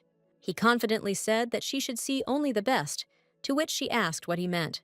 The guy immodestly explained that it was about his face, and she thought that sometimes he was too good-looking, which could not help but irritate. Deciding to tease him, Leanne came close and asked if she really needed to look at him every day. The guy exploded from such a surge of tenderness and began to utter indistinct phrases about how he liked her as a student. Thunder struck, followed by rain, so the girl hid under the first standing tree, reasoning that she had managed to collect several medicinal plants before the rain started. She realized that she had been so busy that she had not noticed Karshian, and then completely lost sight of him. Just as she suspected him, Kaon immediately appeared next to her using teleportation magic. Lian thought that he was very similar to a fairy who appears when she is called for help. The girl realized that the rain did not bother her at all, and then she saw the dome around them and thanked him for his help. Kaon held a beautiful flower in her hands and said that she was actually trying to find a flower that would remind her. But after climbing the entire mountain, she could not find the right one, so she simply brought her a rose that would remind her of him. She didn't answer, but continued to look at him in amazement, so he asked what she thought about it. Lian took the rose in her hands, smelled it, and stated that their smells were very similar, so he guessed with the flower. As a child, every time Lian and her mother, holding hands, climbed the mountains, she asked her the names of animals, plants, and flowers that caught her eye. Each time her mother answered in a calm voice, without a hint of irritation, to any of her questions. Her mother said that pink roses meant passionate love, so Lian's father often gave them to her. Now she thought that it was an exact memory from childhood, although she had not told anyone about it, so he would not have been able to guess. The guy told her that the rain had stopped, so they could move on, to which she sheepishly agreed with him. Everyone in her group refused to do the task, so she went alone, and everything ended well because Kaan protected her. Over the weekend, no one from the group contacted her, so she independently completed the work. Designed for 4 people, she perfectly remembered the very person who drew the scheme in which she became the leader of the group and then simply ran away. The girl was able to intercept him and asked if his grandfather's former lover was his grandmother. He answered this question in the affirmative, and meanwhile, she thought that this was also a trick. The guy explained that he was in such a hurry that he could not explain clearly because his grandparents were divorced, so everything in their family was confused. He apologized that the 2 of them had to do the work of 4 because someone else was ill and could not come. Lian said that she did all the work herself, so she only wrote her name there. She added that this chatterbox didn't say a word about not coming, although she had been waiting for her for 40 minutes. The girl tried to hurt his conscience by saying that he was the only one who appeared at all, but then disappeared. The guy asked why she gave a new nickname to Amila, to which she replied that the girl talks too much, so she became a talkative potato. A classmate's name was Hans, and he said that although you couldn't tell from her, she had a sense of humor. When she asked if he didn't joke around with friends, he immediately remembered the girl with blonde hair, who was always next to her. She explained that her friend's name was Jane, and the guy immediately started talking about how it was a very beautiful name. Hans said that she laughs and smiles so cheerfully, so she immediately became his ideal, so he dreams of dating her. Lian did not want to believe that he could look at Jane, so she told him to get out of her sight. The task turned out to be not as difficult as she expected, so she was able to achieve good results even alone. It wasn't the best work she had done, but it was at least something. But unfortunately for her, the professor gave the work a satisfactory grade. The girl said that she did not understand at all why he rated her so harshly, to which the man replied that he would have given a higher rating for the weeds on the road. Lian stated that they had to collect and systematize medicinal herbs from magical places as part of their independent research, because it was for this reason that the task was a Group 1. The professor said that she knew this, but she resorted to outside help, so the more she talked about the topic, the more he became convinced that he was not mistaken in his assessment. She knew that Karshian happened to be in that place and did not help her at all to collect the herbs. She also refused to move me with magic, and the herbs she collected had powerful energy, so they were difficult to handle. The girl confidently stated that there was a misunderstanding, because absolutely no one helped. The professor looked at her in surprise and said that the ranunculus was indicated on the 3rd page. Lian confirmed that she mentioned this plant in her progress report. The man said that less than a week ago, the scientific community learned about the special properties of this plant, and he was sure that she could not know about it, which means she could not collect grass that she had never even seen before. He added that she also collected asphodel, horse chestnut, and raspy, which requires practice to identify such medicinal herbs. The professor stated that they had never examined these plants in detail in class, hence the logical conclusion that she received someone's help. Lian was well aware that this was a failure, because she often did not listen to the professor, because she already knew these topics very well, but she intended to collect only rare and complex taxa for the assignment, which was a fatal mistake. The girl understood that her opponent was Professor George, who was very difficult to convince, but she decided to tell him the whole truth. She knew that her knowledge of medicinal plants was much greater than that of her classmates, and the reason she didn't want to show it in class was because she didn't want to answer the professor's questions and get a pat on the back. Thanks to her knowledge, the path to graduate school and master's was open to her, but even now, these laboratory zombies who entered there were constantly near the professor's office.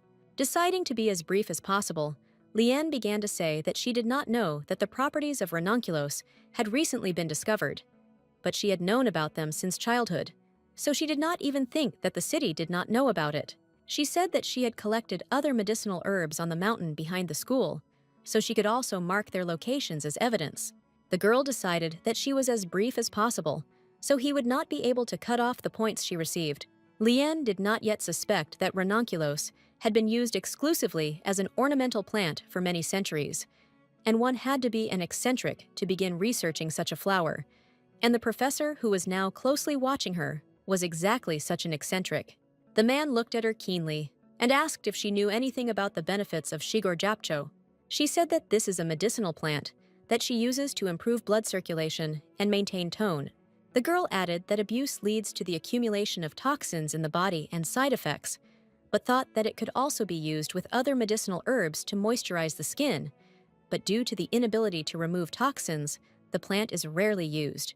The professor at this time thought that the student who almost scored a perfect score on the entrance exam, as well as constantly looking out the window in his subject, aroused his considerable interest. Now he understood that the reason for her careless attitude to the subject was that she already knew everything. The man apologized to her for misunderstanding her, and Leanne decided that he was the type of person who was ready to admit his mistake. The professor said that he would correct her grade to excellent, because she had achieved a lot on her own. The girl sincerely thanked him and was about to leave, but he stopped her.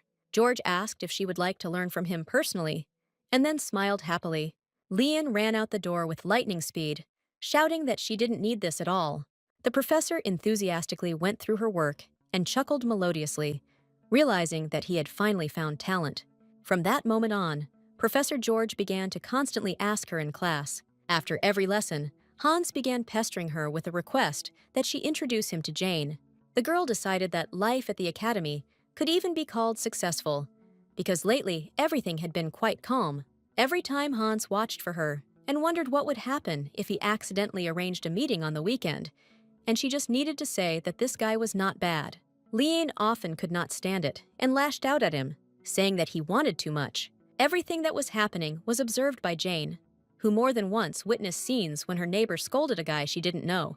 During this time, Leanne's quiet daily life was slowly coming to an end because the informer Jane assumed that she was telling off her boyfriend. Soon, the inevitable exam time arrived, but the academy's curriculum was divided into general education and special subjects. Although special subjects made up half of the curriculum, this did not mean that grades in general subjects did not have weight, and in addition, Hans pestered her with the same request. She asked if he really had no voice, or if this was a reason to come up to her and ask about something, to which he replied that he didn't even know what kind of exam it would be, because he wanted to talk about Jane. Leanne said that right now, she would ask him a very important question that he must answer. The girl asked what he would choose: earth with the taste of tomatoes, or tomatoes with the taste of earth. The guy thought for a while and said that he would choose tomato-flavored soil, after which she told him that he was disqualified. His answer did not coincide with Jane's answer, because she explained her answer by saying that it was enough for her, that it just tasted good. Jane came to meet her in her office, asking her who it was next to her, to which she replied that there was no one there. After difficult exams, her friend approached her again and asked how her accounting exam went, to which she replied that she did well. The roommate stated that she had no idea what they were going through. Jane reasoned that at least the professor had decided to start them with accounting, so now they could learn other subjects. Leanne talked about how she was going to take extra classes during the holidays. She added that she was not at all disappointed with her grades. She would just stay at the academy during the holidays, and she would be bored when everyone left after the exam. A friend promised to send her letters, so that she would not get bored, to which Lian said that she was the best. After a while, the girls said goodbye and dispersed along different corridors, going about their business. Lian thought about how Jane encouraged her every time she went to the clubroom, even though she was just going there to sleep. Coming closer to the door, I heard a strange dialogue about how someone was late again. In response, he was told that Karshan himself was late for the accounting exam. The girl suddenly felt a very strange magic, which sent a shiver through her body. Lian decided that she should come in now, so she opened the door with her eyes closed and said that she was sorry for being late. Kaon appeared right in front of her, who graciously greeted her right at the entrance. She stopped for a minute and asked why Fjord was on the ceiling. The guy explained that his friend was a little tired, so he decided to take a nap right there on the ceiling. He added that he was just having a terrible dream, so she shouldn't worry about it. Lowering him from the ceiling, Karsion asked if he slept well, to which Fjord quietly asked who was in the room. Karshan angrily asked if he had a good time under the ceiling and if he got enough sleep. Looking up, Fjord saw Lean in front of her, to which she said that she entered the room at the right time. He asked if she was also late for the meeting because of the exam, to which Lean said that she was trying to get a passing grade. The guy advised her to retake the exam, and Kayan said that everything was very easy, so he didn't even count the points. But she is very meticulous. Fjord tried to understand how cuteness relates to meticulousness. Lian wondered if everything was really easy, and Karsion joyfully answered her question in the affirmative. The girl understood that the Duke's heir was a genius, because since childhood, it had been easier for him to teleport than to run, and this required not only extraordinary magical abilities, but also a brilliant mind. Lian asked what Fjord's specialty was, to which he replied that he was engaged in fencing. She assumed that he would be able to understand her, but the guy did not answer that they told him that they would mark his works in exams, even though he did not write them. The girl suddenly realized that out of all three, she was the only one left in the dark and struggling with the exams. Her grades weren't bad, but she'd been slacking off a lot lately because she'd been watching them. She announced to them that from that day until the exam, which would take place in 2 weeks, she would not go to the club. Although she was not the best in the class, she still had a high average, but she failed her accounting exam, so she needed to save other subjects. Sitting in the library, she decided to start studying special subjects, for which she had not yet received a grade. She was joined by Karsion, who only pretended to read while holding the book upside down. In response to her remark that he was holding the wrong book, the guy explained that he could read even that way. He said that mana is the energy that is the basis of all living things, but when the laws of nature are violated, this energy changes and a monster is born. The girl noticed that he was looking only at her, and not at all at the book, and it was impossible to study like that. Kaon moved closer to her and asked if he really worries her heart and mind. He offered to teach her everything she didn't know, but all she had to do was ask him.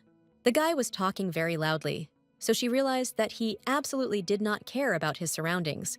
A lot of time had passed since that conversation about the rumors about their relationship, but every day there were more and more people who believed in it, so it seemed that someone was deliberately spreading them. She was constantly afraid that his parents would definitely want to meet her, because she was the very girl who charmed their son. Karshan immediately approached her and asked what she was thinking about, but Lian, meanwhile, was thinking that she was too worried about exams and rumors. Therefore, she faked a smile and said that after looking at his face, she forgot about everything. The guy was a little shocked by this statement, but quickly managed to come to his senses. He asked if she liked his beauty, to which she answered in the affirmative. The girl added that she was worried about some trifles, but thanks to him, she completely forgot about them. At the same time, in the mansion of the Duke of Lysyansky, the butler told the same rumor from the academy to the Duchess. The woman replied that her son was interested in the opposite sex, and it was very interesting. Sylvia said that she had guessed about this, but had no idea how things really were. After Lian told Karshan that she would not come to the clubroom until the end of the exams, he began to literally stalk her. He was very glad to be next to her absolutely always. Not one step, not backing away from her. She was a complete fool when she decided that she could hide from him in the girls' dormitory, because even this had not stopped him before. The girl stated that, fortunately, he did not collide with anyone while going to her room, but she now does not live alone, and he should apologize to her neighbor. The guy looked at Jane mysteriously, smiled at her, and quietly asked for forgiveness. Her neighbor was shocked by the unforeseen circumstances, and also by the fact that her boss could show such emotions. The girl squealed in embarrassment, saying that he shouldn't have apologized to her at all. Liane immediately noticed that her friend did not have to be friendly with him, after which she considered this behavior strange because they were both usually hot-tempered. Karshan didn't listen to her at all, but simply had his head in the clouds, so the girl decided that he didn't care at all. Liane sighed heavily and said that there was nothing to do, and then quickly grabbed his sleeve. She told him not to be a fool because they needed to go to the club room, and for this, he had to use teleportation so that they would not be noticed. The guy said in a trembling voice that she was holding his shirt with her hand, to which she asked if it was really more difficult to move like that. Kaon answered negatively and looked around towards his neighbor Liane, who was sitting nearby. He reminded Liane that she herself once asked him, but the girl still did not understand what was being said. Suddenly, Karshan reached out his hand to her hair and then pressed her tightly to him. The girl suggested that such magic was too dangerous for ordinary people with low mana, which means it needed closer contact. Liane could feel how fast his heart was beating and imagined how embarrassed he was right now. He had a unique scent that she had never smelled from anyone else. It reminded her of the rose he had once brought her. The girl did not notice how she drowned in his arms, and a couple of moments later, they found themselves in the club room, where Fjord was looking at them. The guy asked what they were doing next to him, and why they appeared so unexpectedly. Hearing his voice, Liane immediately pushed Karsion away from her, thereby trying to avoid unnecessary rumors. She explained that they needed to use the teleporter, so she had no idea it was happening so quickly. Fjord said that if they want to make out, they need to go outside because he needs to study. He walked up to his friend, poked him with a book, and declared that he should come to his senses. Kayon sadly turned around and headed towards the exit from the club room. Liane asked what happened to him, to which Fjord replied that he had gone to take a cold shower, and she should no longer pretend that they were just friends. To her question about why he needed to take a cold shower right now, her friend hesitated a little with the answer. He didn't know how to explain to her that the guy was too nervous because he touched his love. Deciding to rectify the situation, he explained that his friend had simply spilled something, and he was very clean. Suddenly, he remembered her words that he had nothing to teach, so he decided to ask what that meant. The girl explained that every time he was in the club room, all he did was constantly read books. Fjord explained that he also tries to keep his grades up, but because of Karshan, the wrong impression was formed about him. Liane confirmed these words, saying that she considered them geniuses, and then asked how things were going on campus. The guy explained that he was in the top 5, but it wasn't such a cool title. The girl understood that fencing was the most popular specialty at the academy. She said that he was good at pretending that he wasn't bragging at all, which meant he had better conversational skills than Kaon, to which he replied that the guy just needed to show character. Liane advised him to be careful if he did not want to be misunderstood, because there were quite a lot of rumors going around. The guy happily noted that he would try to make sure he was understood correctly. Suddenly, he asked if she really thought Karshan was good, to which she replied that, although he was capricious sometimes, he was still a child at heart. Fjord was very surprised by this answer, so he tried to imagine how his friend was going to deal with such a statement. Liane suddenly announced that she would get some sleep, so he would need to wake her up in about 30 minutes. The guy watched her in surprise, seeing how with every breath she fell deeper and deeper into sleep. Only a few moments passed, and the girl was already fast asleep on her sofa. Fjord thought that Kaon was acting like an idiot, but for some reason, Liane did not notice this, and moreover, did not even suspect it. The guy wondered if she was really as naive as he thought, or if it was a deception. He suggested that it was not just a matter of naivety, because at times she was harsh and at times soft, and also amazed them with her intelligence. In his opinion, the girl was a very versatile person with her own character. He understood that the more time passed, the more he got to know her, and the more often he thought about her character. The guy realized that this was the reason why his friend was so deeply involved in this. It became clear to him the reason why Karshan hides his character from her. After all, he just wants to impress, but at the same time he is very worried. Since the girl had a warm soul, Kaon is afraid that he might disappoint her if he shows his bad side, so he shows her only the good. Fjord had no intention of blaming him, because he himself had done the same thing towards her. Liane woke up and looked at him carefully, and the guy realized that she noticed that he was closely watching her. He asked if she was really awake, to which she replied that she first needed to study and then go to bed. The guy thought that she had taken him by surprise, but he didn't do anything wrong. Fjord suddenly realized that his soul was very restless, but he could not understand the reason for this state. He assumed that she could not notice his gaze, so he was simply surprised, because he did not at all want him to like her. Suddenly, he thought that he should admit that the girl was quite attractive. The fact was that life taught Fjord not to fall in love with anyone around him. Moreover, he did not at all want to fall in love with the one with whom his friend was so much in love. Leanne, meanwhile, said that she had almost fallen asleep, but suddenly wondered why this creepy academy was giving out grades right before the holidays. She said that this approach forces everyone to prepare diligently so as not to waste the holidays on retakes. The girl added that she was very glad that she had a high grade for club activities and could concentrate on exams. She thought that when she checked the result, she saw the name of the club, so now it haunts her. But she understood that this was hardly worth asking Fjord.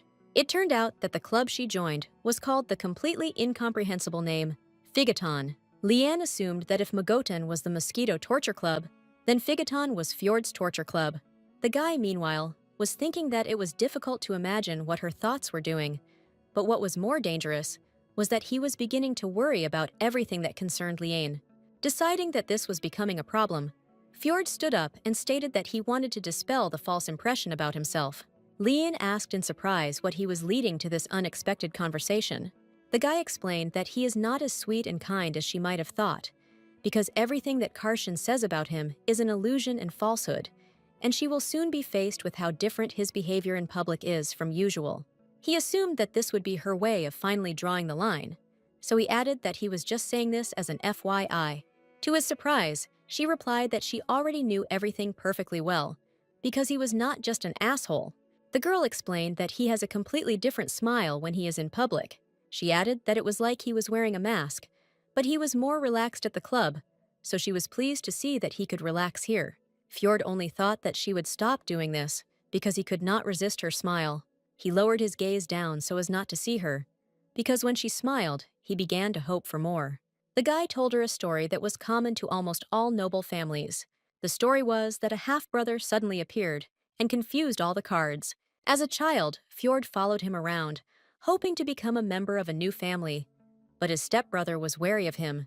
As a result, he was able to remove his younger brother from the nobility and send him to the academy. The boy made both of them happy and had dinner in a warm family atmosphere, but he could only swallow his tears alone. At that very moment, he firmly decided that one day he would return to his rightful place. Fjord stated that his behavior at the academy was aimed at establishing connections, so he did not need sincerity, because only the result was important. This was his strength, the only thing he could do alone. Determined to take advantage of people, he accepted the contempt, so he was prepared for Leanne to avoid him in the future. The girl listened to him carefully and said that it must have been very difficult. She explained that it is very draining to have to constantly adjust to others, because she knows that he has been through a lot. The guy asked if he really upset her, since he constantly uses people. Leanne asked in surprise why someone should worry her, because her only friend was him. Fjord was completely distraught by her words, and realized that falling in love with her would not be difficult. It was as natural as water flowing down a slope, and it was useless to resist it. All he could say to her were words of gratitude for the fact that she accepted him as such. Realizing that he could no longer stand her presence, he quickly headed out and announced that he had urgent matters to attend to. Left alone, Leanne began to reason that Karshan was very good, because he even moved a soft sofa and a cozy blanket into the clubroom because he wanted to take care of her, because he knows very well that she likes to take a nap. She was interested in the question of why. If Fjord was bad, he did not use the future Duke of Lycian who was nearby. She guessed that he most likely considered Karshan his true friend, although neither of them realized it. Noticing a silhouette in the doorway, she realized that Kaon had come, and she chose to sleep instead of studying. The guy quietly approached her and said that after the exams, the school holidays would begin. He added that he had absolutely no idea what he would do without her for so long. The girl pretended to be asleep, but she didn't believe that he just said it so easily, so she decided to continue pretending. Karshan straightened a lock of her hair and told her that he was going crazy on the weekends. He sweetly stated that he hoped the school holidays never came, and then wondered if there was a spell to slow down the passage of time. Leanne held on with all her might, but at some point she couldn't stand it. Because friends can't do that. She threw up the blanket and announced that she would not go home for the holidays, but would stay at the academy so he could visit her when he really became unbearable. The guy looked at her puzzled, not understanding how she managed to wake up so quickly. The girl asked with confidence whether this would be enough for him or not. Karshian sheepishly answered in the affirmative, and then suggested that they take a walk around the city together. He didn't have time to finish because she suddenly covered his mouth with her hand. Liane didn't want him to ask her out at all, because that's definitely not how friends spend time with each other. Fjord, meanwhile, stood at the window and replayed the dialogue that had recently occurred in his head. The guy clearly remembered that Liane calmly called him her good friend. Taking a deep breath, he said that he had now completely lost, although he had not tried to win. He was curious if she would continue to communicate with Karshian or him, if she knew the real him. Continuing to walk along the corridor, the guy suggested that if it was about Lian, then she would definitely accept it. He wanted to think that if she couldn't accept him, then he would have a chance to get her love. After 2 weeks, the exams ended, and although it seemed that everything went pretty quickly, they lived in the moment from exam to exam. Then the bell rang, the school day ended, and the long-awaited vacation began. Lian helped her neighbor pack her things, to which she said that she didn't need her help at all, but the girl stated that she had nothing to do anyway, and she had a lot of things, so she couldn't handle it herself. She asked where her best friend lived, to which Jane replied that in the very south. The neighbor added that at the mere thought of traveling in a carriage, her butt was already starting to ache. But before going home, she had to stop by the capital to say hello to old friends from work. She explained that before returning to the academy, she was a maid of honor for an aristocrat. In order to become not just a maid, but a maid of honor, you need to be of noble birth. Seeing the surprise on her friend's face, the girl explained that there was nothing wrong with this, because everyone goes there to make connections, but she went because her family needed money. Lian explained that she thought it was good that she herself decided to earn money for her family. Jane thanked her for her kind words, but one thought still lingered in her mind. It seemed to her that she needed to admit right now that she had been watching her all this time. Her friend so wanted to tell her that she was actually watching her, and that it was only thanks to this that she was able to return to the academy. Jane most wanted to say that she initially had one task from Karshian, to make friends with her. She felt guilty about Lian's kindness towards her, so now she regretted it. She suddenly decided to confess everything, so she stopped folding her things. Seeing that the girl wanted to tell her something, Lian asked what was bothering her so much. To her deep regret, Jane was never able to confess everything to her because she was very afraid of losing her close friend. Lian was thinking about what she wanted to tell her about her family or something else. Suddenly, she realized that this had nothing to do with her, so she should not insist on continuing the dialogue. She took her friend's hands and tried to draw her attention to her so that she would listen to her. Once she realized that the girl had calmed down, she said that if she did not want to talk, then she would not insist.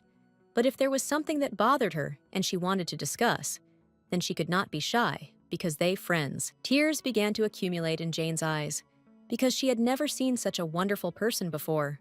The girl joyfully hugged her friend, and Lian said that she would never find such a kind-hearted person anywhere else. Wiping tears from her eyes, she promised to definitely write to her at the academy so that she wouldn't get bored. Lian replied that she would be looking forward to the letters, but she should still rest during the holidays. One by one, the students went home. There were no clubs or roommates. Due to loneliness, she quickly began to miss life with friends, so she decided to occupy herself with studying medicinal herbs, which she had previously put off. In this way, she wanted to fill the void. But as soon as she started researching seriously, time flew by in the blink of an eye, and she was not at all rested.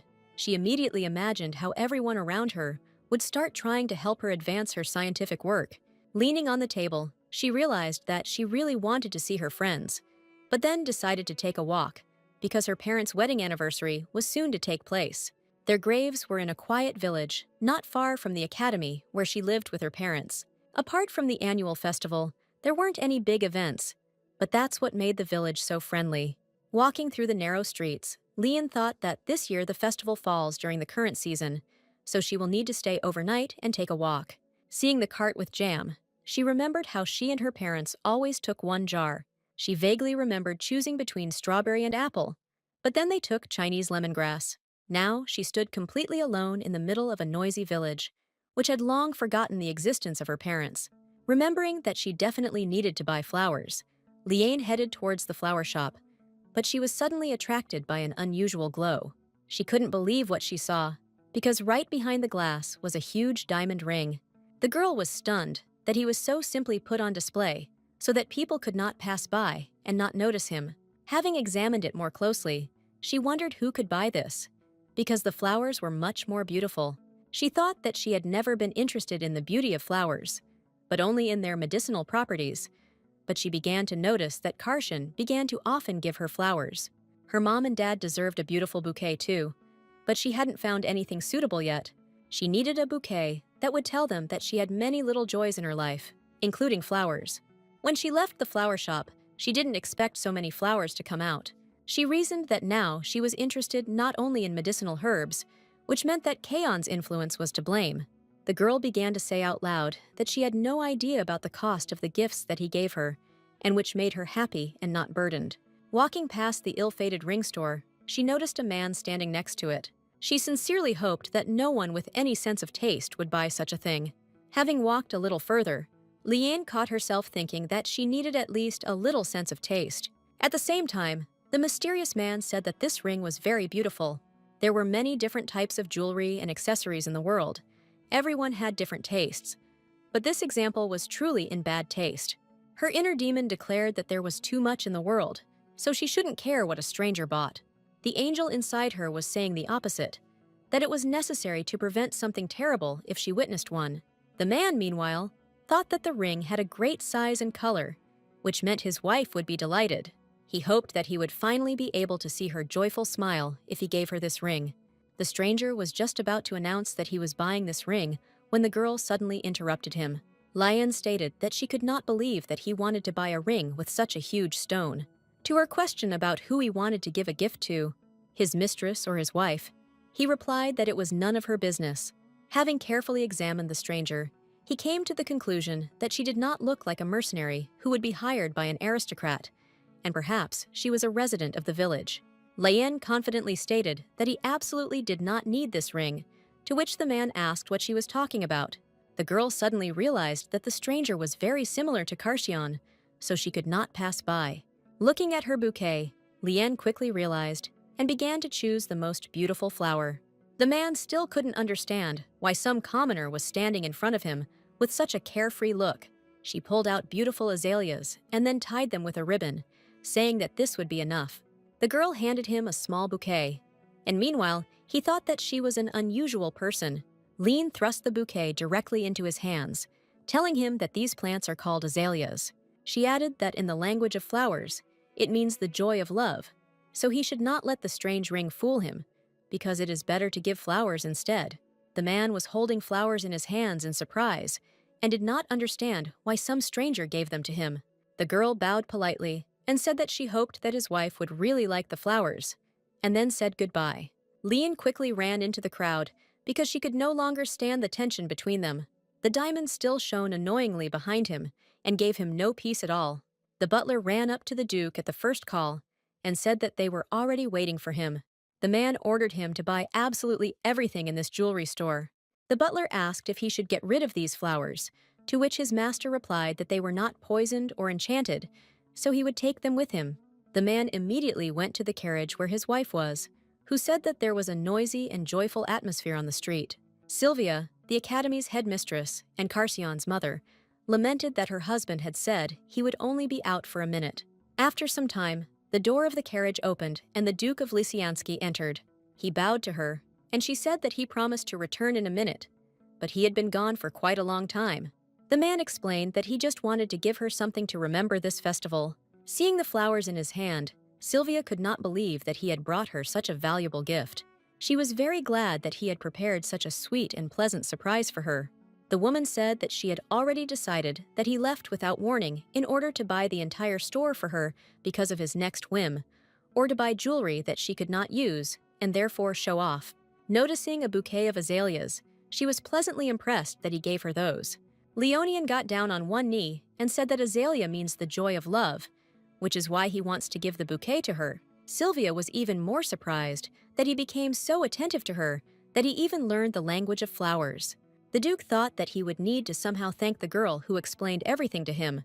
When they got into the carriage, his wife said that their son had been depressed lately because of unrequited love, so she herself was sad.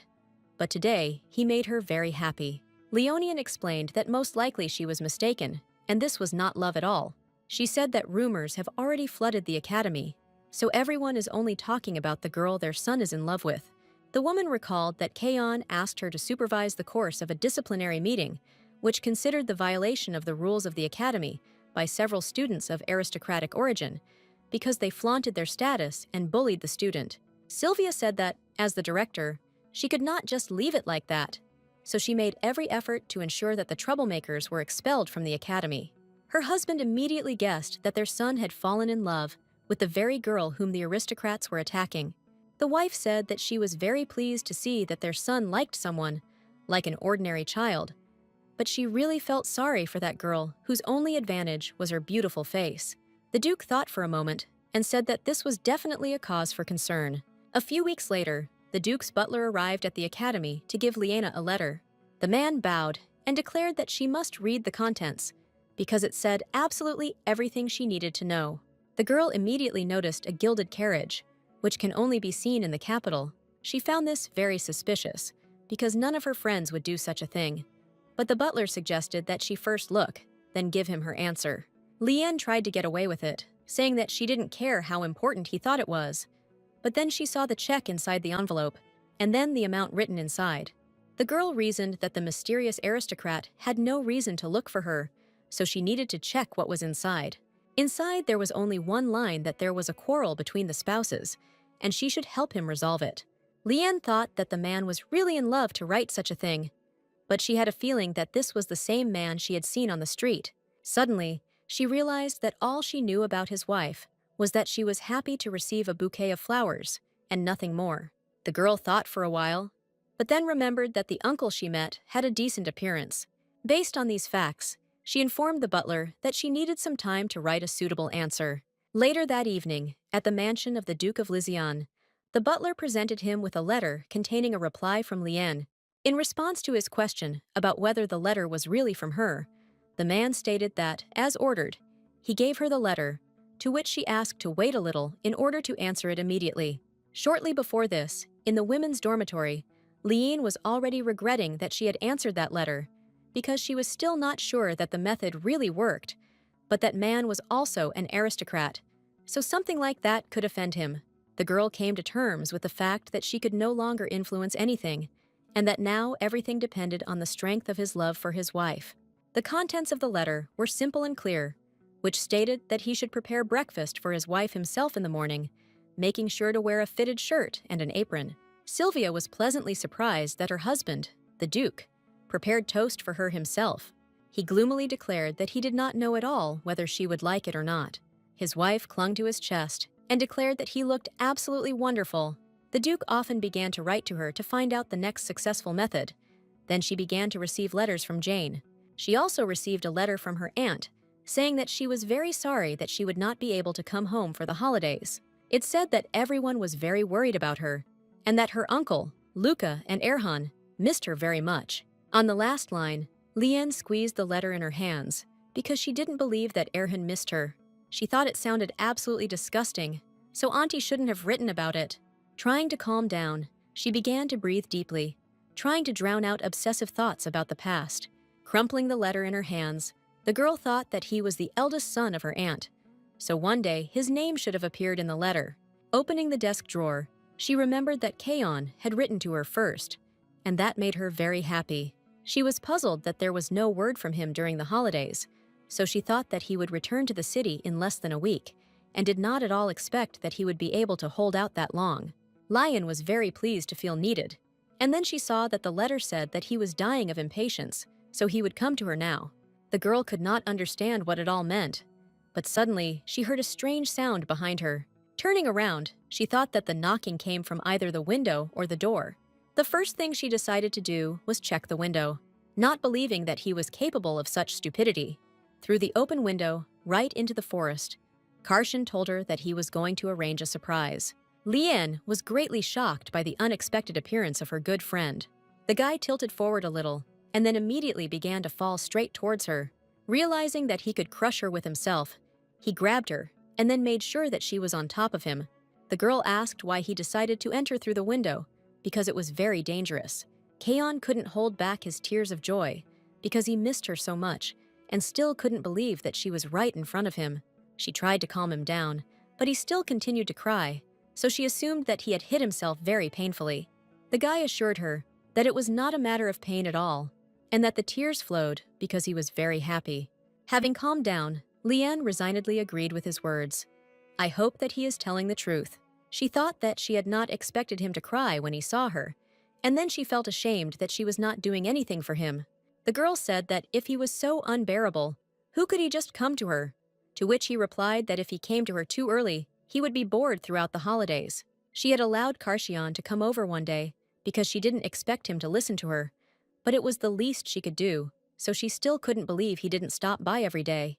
Lion thought that he had kept his promise, and she had acted very stupidly with him. Seeing her embarrassment, Kaon barely restrained himself from screaming from the beautiful beauty. When he finally saw her, he began to cry. So he even pretended to cry so that she would be embarrassed. Realizing her mistake, the girl decided that she should cheer him up. Suddenly, she had an idea to stroll through the shopping arcades near the academy. The girl first took him to a photo studio, which was quite popular among students at the academy. She explained that since he kept his promise, she would try to keep hers. Lian suggested that he celebrate his achievements in this interesting place. The guy happily agreed with her, after which they immediately headed to the photo booth. A few minutes later, they were both holding various photographs in their hands, which made Karsian absolutely delighted. He screamed with delight because he had a photo of them together, in which she was smiling. The girl immediately handed over the payment for the photographs, to which Kaon said that it was not cheap, so he could pay. She explained that it was her initiative and that she had recently acquired some money. Lian playfully winked at him and said that this time she would pay for all the entertainment. Karshian could not utter a word from the overabundance of his own feelings, so he simply stood and looked at her. She understood perfectly well that this was terribly dangerous, because the guy practically fainted with happiness. Meanwhile, their affection for each other grew stronger, and Kaon began to believe that at their own wedding, they should also take photos. Soon the holidays ended, and all the students returned to the academy on time. Jane informed her that she missed her very much, to which Lian responded with the same words. The girl said that her friend wrote in her letter that the cat defeated a motley hen in a fight in 3 blows, to which her neighbor answered in the affirmative. Jane stated that she was very glad to return to the academy because she really missed all the hype around her. Lian reported that it was even too noisy around, to which her friend said that it was all because of the new transferred student. She added that this year marks the 20th anniversary of the conclusion of a peace treaty with the Abascanthus Empire. The roommate explained that in honor of this, their prince was visiting them, and the prince of the empire was going to the academy. Lian wondered why she had not heard about this before, since she had never left the academy at all. Jane explained that this is the nature of the academy because they are not allowed to mention status. The girl understood that as long as the children of aristocrats are connected with the outside world, rumors cannot be stopped, so it was better to live in an academy without statuses than without rules at all, although at the same time, they turn a blind eye to many things. The neighbor said that the prince of the empire would start studying from the first day along with everyone else. Lian was indignant and said that the academy would be restless again, but at least they had lunch on schedule. In the dining room, she ordered herself a potato menu, which greatly surprised her friend. The girl explained that she wanted potatoes because they were delicious regardless of the preparation. At the next table, she found Amila laughing loudly, who was also eating potatoes. Lian involuntarily thought that perhaps she was eating people like herself, which means it could be considered cannibalism. Her friend told her that Amila's skin looks great lately. A classmate asked what her secret was, and while she was thinking that it was all thanks to potatoes, Amila said that during the holidays she bought special skincare cosmetics for fabulous money, about which there are many rumors, although it is very difficult to find even with money. The girl said that when she smears it, the ointment stinks a little and irritates the skin, but she only applied it a few times, and the effect is so noticeable, so it's worth it. Her friend began to beg for the name of such a miracle drug, and then began to squirm in her chair with impatience. Amila condescended to them and told them that she uses cosmetics called Varman Kanirina. Hearing this name, Liane immediately began to rise from her seat, while the girl continued to say that she had never heard of her. Liane loudly shouted to Emil, who was eating potatoes, to turn her attention to her. The girl angrily said that she must not see that she was eating potatoes, but they were bothering her. The troublemaker slowly approached them and said that she must immediately get rid of the cosmetics she was using. One of the classmates said that the girl rudely overheard their conversation and ruined their whole mood. Lion explained that the effect would be visible immediately, but if she continued, her skin would suffer greatly, so she needed to stop using these cosmetics immediately.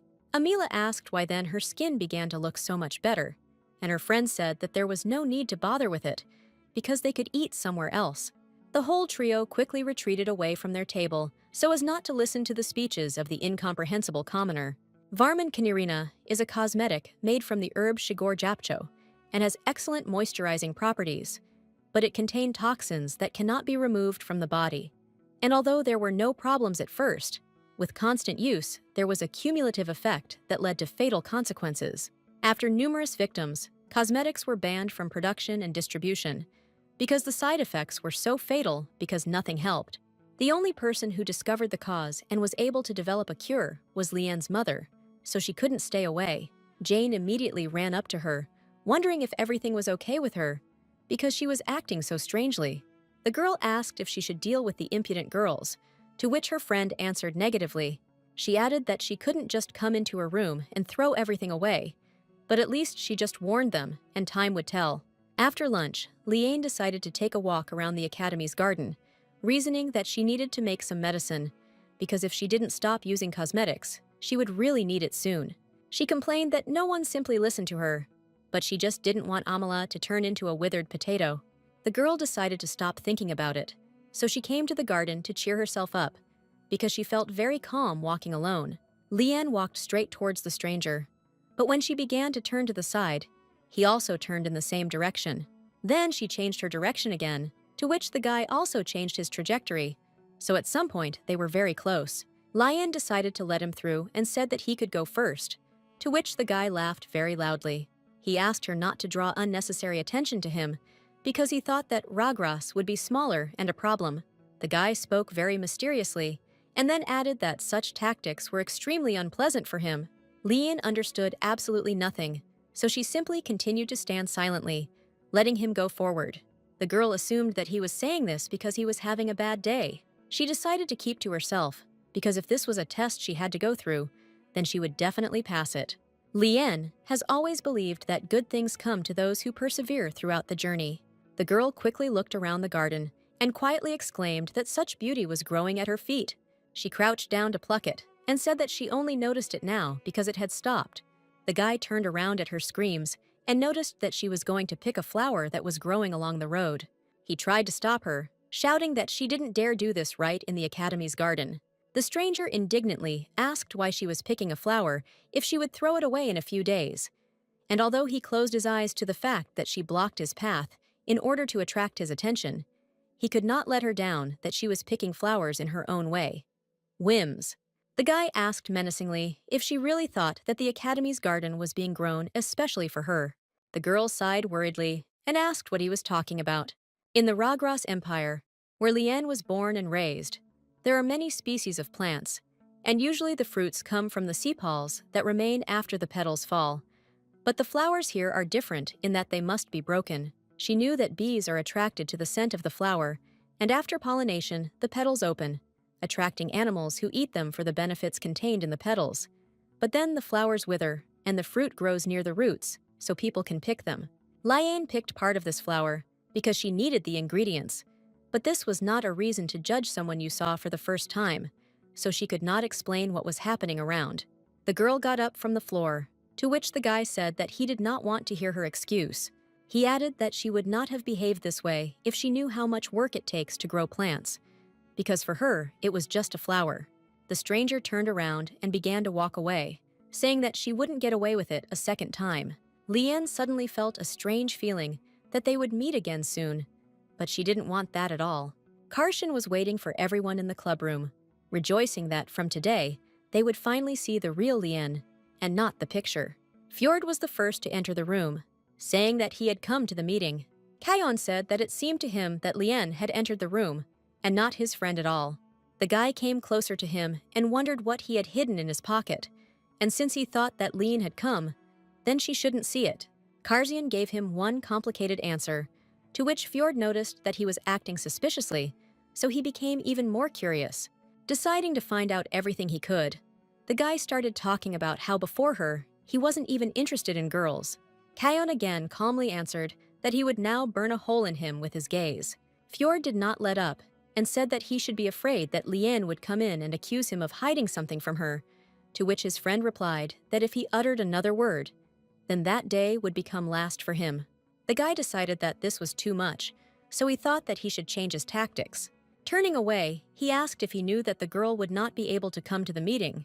Karzian immediately began to beg for an explanation about the incident, to which Fjord now began to answer in monosyllables. Noticing that the guy had lost his vigilance, his friend began to quickly attack him in the open chest area. Unfortunately, his hand slipped by, because Kaan managed to react in time and turn around. Karzian grabbed him by the arm and threw him over his shoulder straight onto the nearby sofa. Kion menacingly asked how he dared to use her name, and Fjord, meanwhile, thought that, although he was a magician, he had good reflexes and strength. The Duke's heir noticed the interest in his eyes and assumed that they were talking about an item that he had recently hidden in his pocket. While he was teasing him that he must be very interested in finding out what he was hiding, Lien smoothly entered the room. The girl looked at everything that was happening in surprise, but did not say a word. In her eyes, they looked like two beautiful young men, too close to each other. Lien asked at what point in time they decided to change orientation, and whether she should leave so as not to disturb them. After some time, she was still able to find out the reason for their small conflict. Fjord reported that his friend's strange behavior was very difficult to tolerate, and Karzian said that if he wanted to see something naughty, he could just look under his bed. His friend was unhappy that he had revealed his little secret, but Kion playfully stuck out his tongue at him. This news did not escape Lien's ears, so she looked thoughtfully at her friend, who was keeping something interesting under his bed. Fjord began to make excuses that in fact there was nothing like that under his bed. Lien explained that if he had something good under his bed, it was worth sharing, because that's what true friends do. He looked at her intently, trying to understand what she was trying to achieve with such a strange statement. After some time, the girl broke the awkward silence, saying that it was all a joke.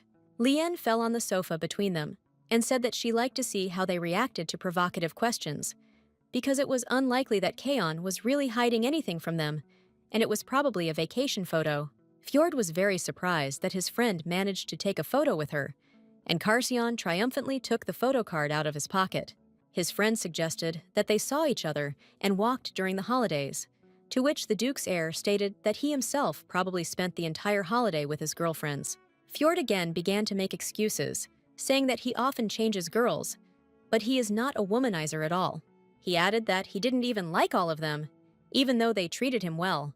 Karzian said that he would not judge him, but that he would get into big problems if he continued to do this with girls in love, to which his friend replied that in any case, he broke up with the last girl before the holidays. The guy confidently said that he no longer plans to enter into unnecessary relationships. Lien looked at him carefully, and Kion looked away, guessing that something had happened. Deciding to defuse the tense situation, the girl suggested that they take a photo together so that they would stop arguing, and also to capture Fjord's bold decision. Her friend asked if she really wanted a photo card with him, to which she replied that he was also part of the club. The guy grinned happily and agreed with her idea, saying that it would be a great time. Karzian immediately sank, because before this, he had only one photograph of Lien, and now he planned to take several others. He was already secretly laying out a plan on how he was going to get rid of Fjord in the photo, as well as his personal copy of the photo. Lien asked if everyone agreed to take a photo together, to which both guys happily agreed. She assumed that when they grew up, they would have memories in the photo. The girl thought it would be fun, so she immediately suggested that everyone take photos together sometimes. Fjord sat distantly from them and practically did not participate in the conversation, but Lien was in a great mood, so she was ready for anything. She reminded them that it was the first time they had gotten together after the holidays, and she was surprised that they had only chatted for a few minutes, but it was as if they had been sitting here every day. Karshan said that he really thought about her every day, and the girl suggested that they get together much more often. Suddenly, there was a knock on the door, and an unfamiliar voice asked if Lian was inside. Fjord asked in surprise why the professor came to her in person, and the girl herself was interested in why she felt an oppressive feeling. Professor Walter was a good teacher, but he gave the impression of a tired office plankton. He always looked like he was annoyed by everything and didn't enjoy teaching. The man does not neglect his students, but he also does not turn to them when he needs to call someone. The professor told her that he had a small request, so he asked her to give him some time. Lian said that, of course, she could help him, to which he asked if she really agreed so quickly. The girl said that she would just give him a little time, but she thought that he didn't even explain what the essence of the question was. But he wanted her to agree, and that was suspicious. The man noticed that it would not be easy to come to an agreement with her, so he offered to go to the teacher's room. She asked her friends not to quarrel and be good boys while she went to the staff room. In the office, she met the same student who treated her so rudely in the academy garden. The guy was also shocked no less than her, so they both did not understand what was happening. The professor explained that standing in front of her was his friend who had recently transferred to them, so he sincerely hoped that they could get along. Professor Walter reminded her that she was also a transfer student, so she had been in his place, so she could understand what was best to pay attention to. The man said that the guy only arrived at the academy today, so it's quite difficult for him, which means she should take him to places that she herself knows. He said that they would start studying tomorrow, so everything needed to be done very quickly. The girl asked the professor not to leave so quickly, to which he stated that if he really listened to her, he might get the impression that he was an incompetent teacher. Adjusting his glasses, Walter said that helping the brought student is very important, but he also has other work. The man said that he needed to read the letters of his students, so she should understand how much work he has. The professor asked her to help him at least a little, but he doesn't force her, because she can just turn around and leave if she doesn't like it. Lian said that she agreed, and after her words, the professor was no longer in the staff room. The girl thought that she didn't even know that he could run away from her so quickly. There was an awkward silence in the room, because neither of them wanted to start the conversation first. After a couple of minutes, she asked what his name was, and also how she could address him. The guy said that his name was Thomas, and Lean noticed that he did not give his last name, which means Jane was indeed right. The guy wanted to keep his identity a secret, but on the other hand, everyone knew that he was the Prince of Abascanthus. His full name was Thomas Edgar Abascanthus, and since he was the only transferred student, rumors would quickly spread throughout the academy that he was that same prince. The girl suggested that the first day at the academy could be really difficult. Lian said that if he had any questions, he could safely ask her. There was not a drop of resentment or indignation in her voice, but on the contrary, she enthusiastically declared that she really wanted him to learn to cope with everything on his own. The guy was a little surprised by this reaction, because just a few hours ago, he had treated her rudely. The girl said that when she transferred, she was not offered anything like this as a tour guide, but she is not going to be his servant. She added that she was not going to play along with him in this terrible scene, so he would have to deal with everything himself. After her words, she quickly turned around and walked in the opposite direction, saying that she was saying goodbye to him. Thomas suddenly grabbed her hand with a handkerchief, trying to stop her. The guy confidently told her that he did not consider her his servant at all, but he still needed her help. He explained that this was an initiative of the academy, but he personally asked the professor to choose her. The prince apologized for the small incident, because he did not want special treatment at all. The girl tried to understand whether he was really embarrassed or whether it was his conscience that made itself felt, but in any case, she did not want to forgive him because he had angered her.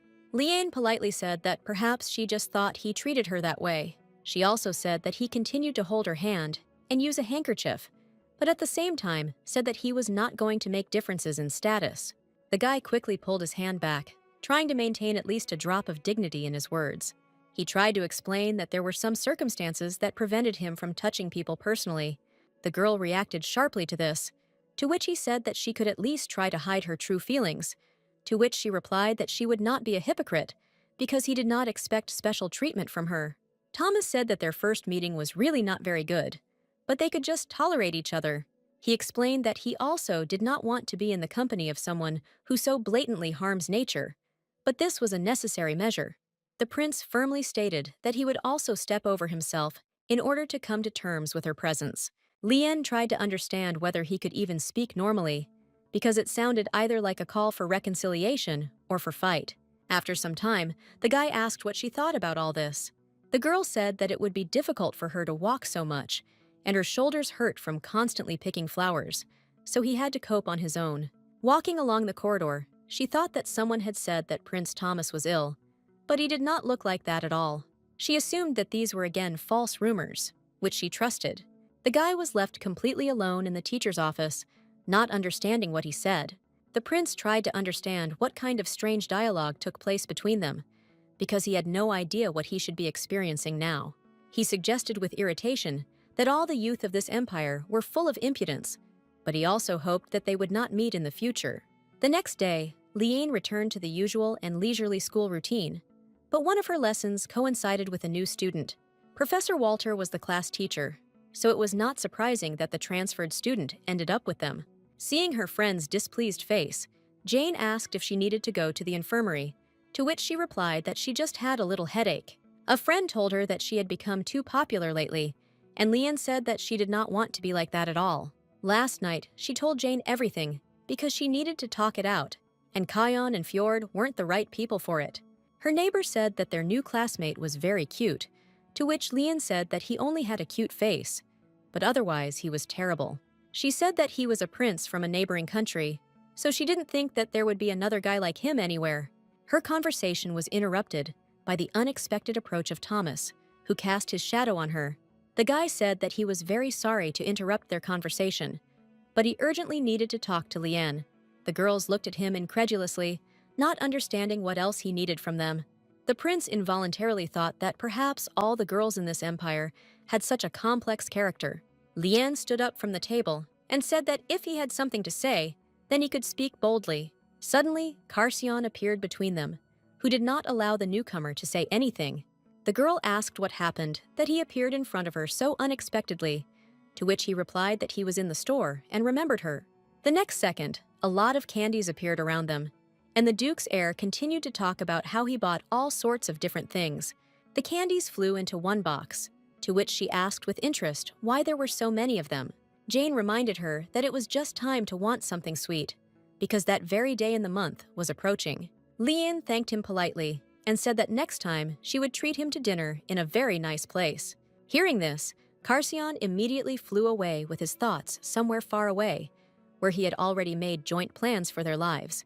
He suddenly realized that she was going to treat him to dinner in a nice place, which meant it could be called a date. Kaon embarrassedly asked her to promise him that she would invite him soon. The girl held out her little finger to him, saying that she swears with all her heart to do this. The guy looked carefully at her hand, still not believing that they would go on a real date. He took her little finger with his, and they both vowed to keep their promises to each other. Jane and Thomas silently watched everything happening around them, because Carcion and Liane did not seem to notice them. The joyful silence was the first to be interrupted by Kion, who was very interested in one question. He pointed to an unfamiliar guy and asked if they really had a new classmate in their class. The girl explained that he had just recently transferred, and then felt a box of popcorn in the sweets. Even though it was a gift, many people didn't want to eat it all alone, so she invited her friend to try the sweets. Meanwhile, serious tension arose between the guys, which was felt throughout the whole class. Carcion turned to him and asked what he was doing next to Liane, and why he needed to see her. Thomas also angrily asked why he should care what happens inside a class that is not his. Everyone around whispered that Carcion had spoken to the prince of the empire, but they were all terribly afraid of both of them. Liane enjoyed the show, eating the popcorn provided, and also asked her friend if she understood what it was about. Jane thought that it was very interesting to see the confrontation between her boss and the imperial son. She regularly reported to him about Liane's interests, but not about something as personal as her morale.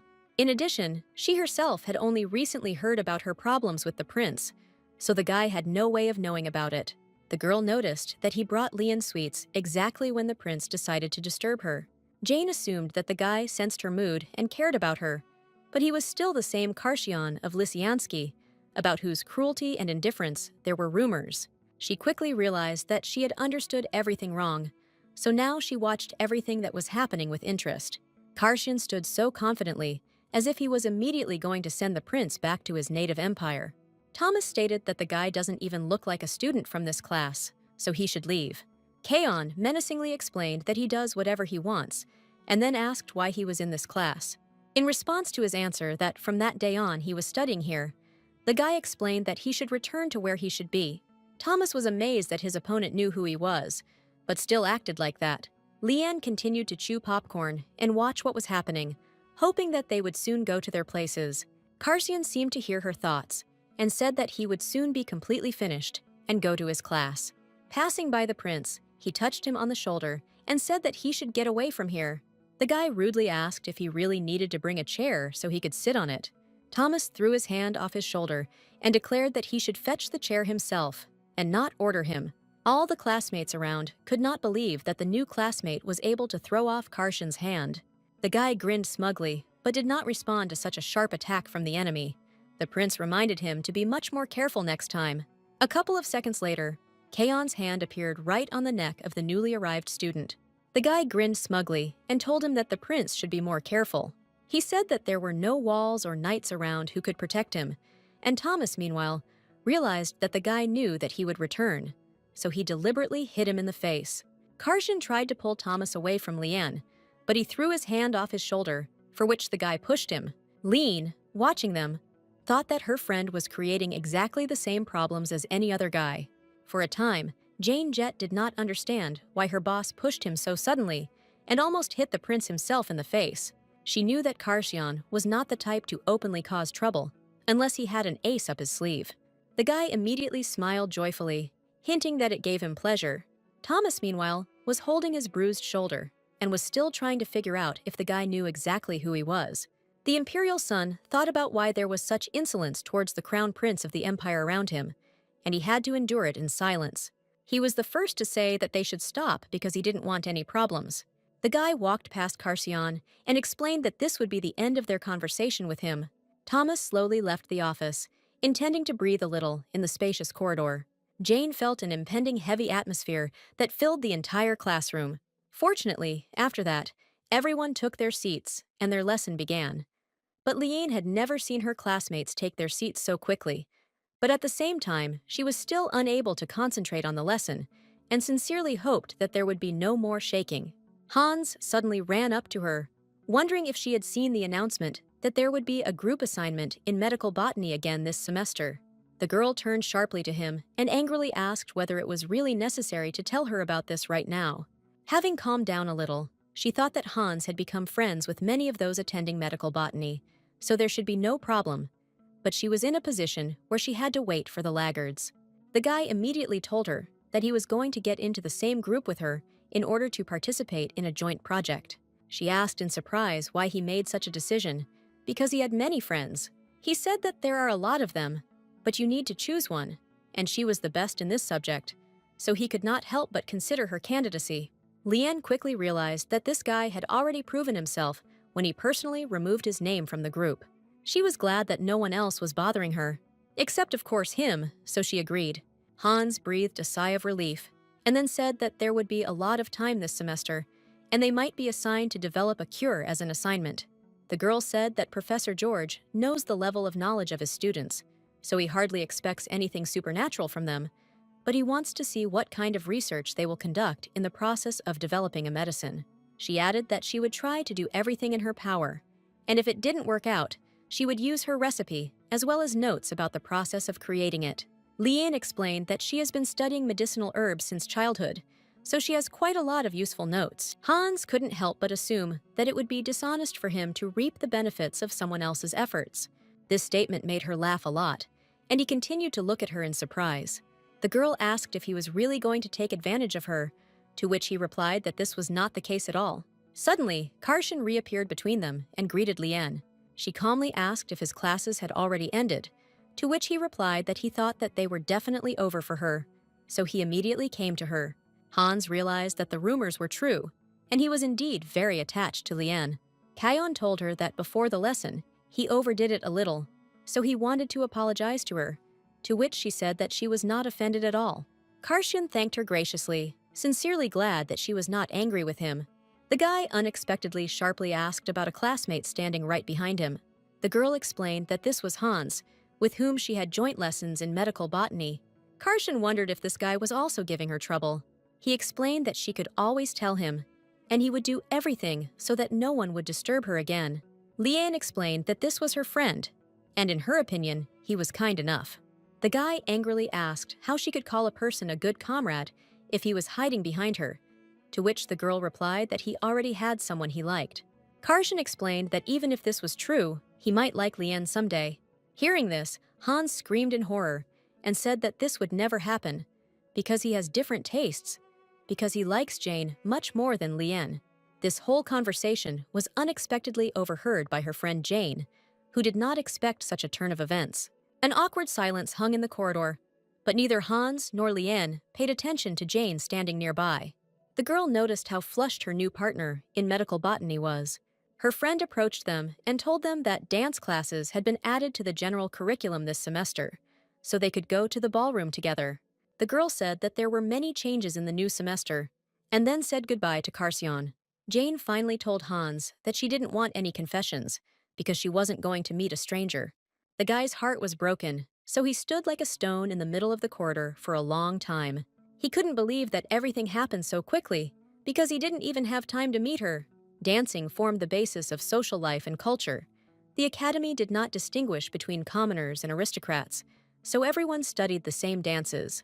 Leanne was going to dance with Jane, but she didn't like the idea of taking away her good chance. A teacher approached the girl and asked if she had not found a partner. She assumed there was a mistake, but they always have the same number of boys and girls. The woman called her over and said that her dance partner was right in front of her. The teacher brought Thomas to her and said that they would be dance partners this semester. The guy also didn't expect to see her in this room, so he introduced himself to her again. The girl noticed that he was again dissatisfied, but was sincerely trying to hide his hostility towards her. A tense atmosphere arose between them, and the teacher meanwhile said that they would learn the basics that did not require the participation of a partner. She added that next time they will be dancing together, they should make sure they have a flower as a gift for their partner in advance. The woman warned them that the meaning of the flower should be more than appropriate. The girl remembered that the guy reacted very sharply when she almost picked the flower. She was interested in the question of why he didn't say anything about this to the dance teacher. Lean thought with a malicious smile that she knew very well which flower would be perfect for this guy. In Karsten and Fjord's class, the teacher was talking about going to the ballroom next lesson. Walking down the corridor, they talked about how great it was that the teacher chose her partners herself, so they had fewer problems. Fjord assumed that Leanne had to have a dance lesson before them, which meant she had to practice individual moves in front of her partner. As soon as he said this, Karsten immediately burst into flames, which greatly frightened everyone around him. It suddenly dawned on him that Leanne also had a dance partner. When they arrived at the clubroom, his friend told him to calm down because Leanne had gone to the mountains. Karsten kept moving from place to place and biting her nails from tension, thinking that as soon as she had a dance partner, she immediately went for flowers. He was also worried about the fact that she might have had more than one partner, which made him even more worried. Suddenly, there was a knock on the door, after which the girl said that she had finally returned to them. She was wearing a tracksuit, implying that she had just returned from the mountains. Kion noticed that the girl looked cute in any form, and Fjord thought that he could practically hear his thoughts. The guy asked why she went to the mountains, and why they invited him to help collect herbs. Leanne explained that this time she had gone to pick flowers, to which Kion suddenly fell silent and drooped. She invited him to look at what she had collected in the mountains, and then reached into her bag. The next day in the ballroom, the professor announced that the partners needed to stand in front of each other. She loudly announced to the whole room that they needed to give flowers to their partners. The girl mysteriously asked if he really had brought a flower for her. The guy calmly answered that he did exactly what was required of him to conduct the lesson. He suddenly took out a beautiful white rose and said that he had chosen a flower that would suit her perfectly. She only thought that he, like everyone else, still decided to pick a flower for her. Leanne smelled the rose carefully and said that he didn't have to say anything because she already understood everything. A snow-white rose was not usually given to dance partners because it signified envy and jealousy. In addition, a special variety of white rose from Abascanthus is this flower of rejection, which was called the white umbrella. When she told him this, Thomas was a little confused because he didn't expect her to know so much about flowers. The girl said that she would accept his refusal along with the flower, and then decided that it was her turn to give the flower. Lian, with all her strength and speed, pulled out from behind her back the flower she had collected the day before. The guy covered his face with his hands and then carefully examined the plant she gave him. The girl explained that she specially dug up the zuznik for him because she doesn't like it when flowers are picked. Thomas was a little taken aback, so he couldn't say anything for a while. But in the distance, he could hear Jane's ringing laughter, who knew perfectly well what her friend was going to give him. Lian said that after the lessons, he will be able to replant the plant, so everything will be fine with him. The guy thought that it was not a flower at all, but just grass, which means it was mocking him. Taking a closer look at the gift, he realized that the grass had tiny flowers, so he admitted defeat. The professor, meanwhile, said that after they exchanged flowers, they can start practicing, but first they will start with greetings. Lian firmly decided that she would go to the end, so she curtsied as the teacher ordered. The woman also said that the boys then reach out to ask the girls to dance. Watching how everyone around them began to move, the girl could not understand why he was in no hurry to give her his hand. This did not bother her at all, after which she offered him her hand, because she could no longer wait for a gesture from him. Everything seemed casual, and she asked if he would agree to dance with her. Thomas evasively stated that he did not want to do this, to which she replied that girls put their palm in the offered hand and placed the other hand on their partner's shoulder. She couldn't understand why he was refusing, since he himself came to the dance class. Deciding that he would spoil her mark, Lian began to act on her own and reached for the neck of the imperial prince. The girl pulled him towards her, saying that he should do everything as the teacher requires. Thomas quickly looked at his hand, which already contained his partner's hand. The guy fought off the girl's hand with all his strength so that she would not dare to touch him under any circumstances. Lian stated with concern that she was actually in a lot of pain because he hit with all his might. The prince asked her forgiveness in a trembling voice and then simply turned around and walked towards the exit. The girl suddenly realized that she felt something strange when she touched his neck and arm. She thought about it for a long time because she couldn't believe that it was really true. The professor told her that she would talk to Mr. Thomas separately because he was disrupting class discipline. One of the guys said that his partner was in no hurry to go to class, so he was left alone, and then suggested that he join Lian. The girl did not hear about this conversation at all, so the guy managed to get to her unnoticed. He was the first to greet her, and then Lian turned towards the approaching guy. The stranger said that his name was Simon, and now he would be her dance partner. Lian looked at him for some time, not understanding what was so unusual about him. Unfortunately, she didn't know what all her classmates looked like, so she easily trusted him. The guy extended his hand to her and very nicely asked if he could ask her to dance. It seemed to her that his smile seemed very familiar to her, almost native. The music began to play, and the girl noticed that her new partner's hand was noticeably shaking, and her fingertips were very tense. There was a bright blush on his face, and she could practically hear this guy's heart beating. She continued to stare at him, trying to figure out when she had already seen him. For a moment, she thought that Simon reminded her of Karshian, who acted the same way towards her. In fact, it was exactly like that, because Kaon came to the dance in the body of another person just to watch her dance, but ended up being paired with her. At the same time, in Karshian's class, Fjord almost immediately noticed that instead of his friend, an illusion was sitting next to him. Lian, meanwhile, told her partner that she knew practically nothing about him. She thanked him for being there, because otherwise she could have been left without a mate. Suddenly, the guy carefully examined his bruised hand and then quietly performed a little magic. At the end of the dance, he stated that he was glad to dance with her and that he was looking forward to future classes. As soon as he let go of her hand, Lian noticed that the bruised area no longer hurt, and there was no trace left from the blow. The professor told them that they had done a good job, so now they could return to their original positions to learn dance etiquette. The girl thanked her partner and asked him to take care of himself for the next lesson. Arriving in her room, Lian could not stop thinking about the fact that while talking with her new dance partner, she constantly thought about Karshian, and he also somehow healed her hand with magic. She decided that everything that wasn't done was for the best, but first she needed to finish the letter. First of all, she responded to the uncle, who asks to help him with his marriage, because her advice using the apron breakfast technique worked well. The girl could not believe that the man turned out to be a noble aristocrat, although his taste was absolutely terrible. Lian unobtrusively thought that she should ask if this man had a son. She decided to answer her aunt with the second letter.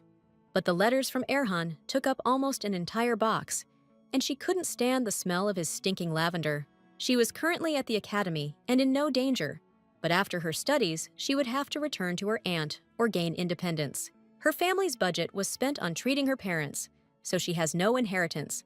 But there was one advantage, because she could use herbs to earn extra money. But she could not enter the market, having no capital, no connections, and only knowledge herbs. So she needed a partner who could protect her product and interests. The girl leaned over the table exhaustedly and decided that it was pointless to think about it right now. She was faced with another problem related to Varmon Canurina, a skincare product that was withdrawn from sale due to toxicity. She decided that she should not bother herself, but make a medicine for a classmate, because this is what she does best. Although she did not know whether she would listen to her, but as a medical botanist who has permission, she could not leave her. The girl also remembered the strange sensations when she threw her hand around Thomas's neck, and then his subsequent reaction to this action. Liane did not understand what to do, because if she bowed her head to him and asked for forgiveness, it would not change anything. A few days later, Amila was hiding in the infirmary and trying to come up with a plan on how she could avoid side effects from cosmetics. Her whole face started to burn immediately after she woke up in the morning, and then there were redness on it. Now she sat on the floor of the infirmary and reasoned that it was very strange that she could not feel her own face. The girl cried bitterly and realized that she might not be able to avoid all the consequences of her decision. Now she realized that Liane had warned her even then that she should not use such cosmetics. Amila did not understand how she could now ask her for help, because in this case her pride would suffer. The girl realized with horror that if she did not ask for help, her face would soon turn into a bloody mess. Suddenly, Liane entered the first aid station and asked if the potatoes were really here, to which she replied that she did not want to see anyone. The girl did not immediately understand that only one person called her a potato, and she was supposed to become her savior. Liane politely placed the bottle of ointment next to the screen without looking inside. She explained that she made medicine for later cosmetics, because what she feels now is only the initial stage, but if she applies the ointment, it will go away in a few days. The girl added that she gave her the medicine, but otherwise the choice is only hers. From such unexpected generosity, Amila involuntarily burst into tears even more, realizing that her classmate had saved her pride. Before leaving, Liane suggested that she at least treat her to lunch after she healed her skin with ointment. All this was too humiliating for Amila, but despite the fact that she treated her poorly, Liane still prepared medicine for her. On the day she gave the medicine to the talking potato, something strange happened on the way to the club after class. In one of the corridors, she accidentally laid the imperial prince himself on the floor. She realized with horror that she just wanted to swat the mosquito that was sitting on his back, and the guy simply fell unconscious. Carcion suggested that the girl herself decided to deal with the bad guy who was pestering her. The girl explained that she simply wanted to hit her harder to kill the mosquito, but it could not withstand her blow. Fjord asked why they decided to bring him to the club room, to which she replied that she wanted to take him to the infirmary, but he began to mutter that he would never go there. Liane realized that the guy was starting to have a fever due to heat stroke, so they urgently needed to cool his body. Kaon suddenly asked if water would be suitable for this, to which she answered in the affirmative. The guy said that if she urgently needed water, he would immediately organize everything. The girl sincerely thanked him, and Fjord thought that his friend was overly helpful. Liane suggested that he fill the jug with clean water, but Karshan had his own plans for this. A couple of moments later, a huge amount of water poured straight onto Thomas, lying on the sofa. The guy quickly woke up and tried to catch his breath, because he had drank too much water before. Kaon playfully said that he had not practiced for a long time, so he was a little mistaken with the amount of water. The girl immediately realized that he was simply lying and not blushing, because a genius who knows how to teleport cannot possibly be wrong about the basics of magic. Thomas told everyone that he was fine, and that he even cheered up from such a waterfall. She said she was very glad that he was okay, but he was sick, so she brought him to the club room and not to the infirmary, because otherwise she would get in trouble if he got sick. The girl sternly stated that she knew very well that Karshan was usually biased towards others, But in this case, it was inappropriate. The guy did not expect such a strange reaction from the girl at all, because she never scolded him for this. Lion offered to bring Thomas a towel, to which he said that he could handle it himself. When he began to collect water around himself, the girl realized that he belonged to the sylphs. The water around him continued to collect in his hand, and then smoothly placed into the jug. She immediately asked if he was an elementalist, to which he replied that his element was wind. Elementalism requires different abilities than ordinary magic, so now he sincerely thanked her for deciding to help him, because in fact, he expected her to simply leave him. The guy added that he sincerely apologizes for hitting her so unceremoniously a few days ago. But in his defense, he said that he has some problems with his hands. The girl suggested that he had partial hyperhidrosis, to which he said that with the exception of his hands, his body practically does not sweat. And in the summer, he cannot regulate his body temperature, so he often faints from heat stroke. Lian suggested that he has partial anhidrosis and hyperhidrosis, so he is both unable to sweat, but his hands sweat much more than usual. She immediately ran that on the very day when they were supposed to dance. She felt that his neck was suspiciously dry and his hands important. He explained that he had experienced this many times before, so he did not want to go to the medical center so as not to worry his family unnecessarily. The girl confidently stated that all this explained the rumor about the illness of the second prince Abascanthus. The guy suddenly realized that the girl understood perfectly well who he was, to which she added that there were no people in the academy who did not know who he was. Fjord also confirmed that rumors had spread since the first day he arrived. Thomas leaned in sullenly and stated that all this time he thought that he had managed to blend in with the crowd and that he addressed everyone with respect. The guy apologized for the fact that he had a false impression of her after their first meeting. Looking at him keenly, she realized that he had come to a foreign land, so his reaction was quite justified, because he had to fight with his own body. A medicine made from inhibitors can correct his hyperhidrosis in no time. She was embarrassed that their relationship had softened after just an apology, but she believed that he could pay her exorbitant prices for the medicine. Thomas got up from the sofa and said that it was time for him to leave, to which she told him to come the next day at the same time. She repeated what she had said to him again to make sure that the guy heard her.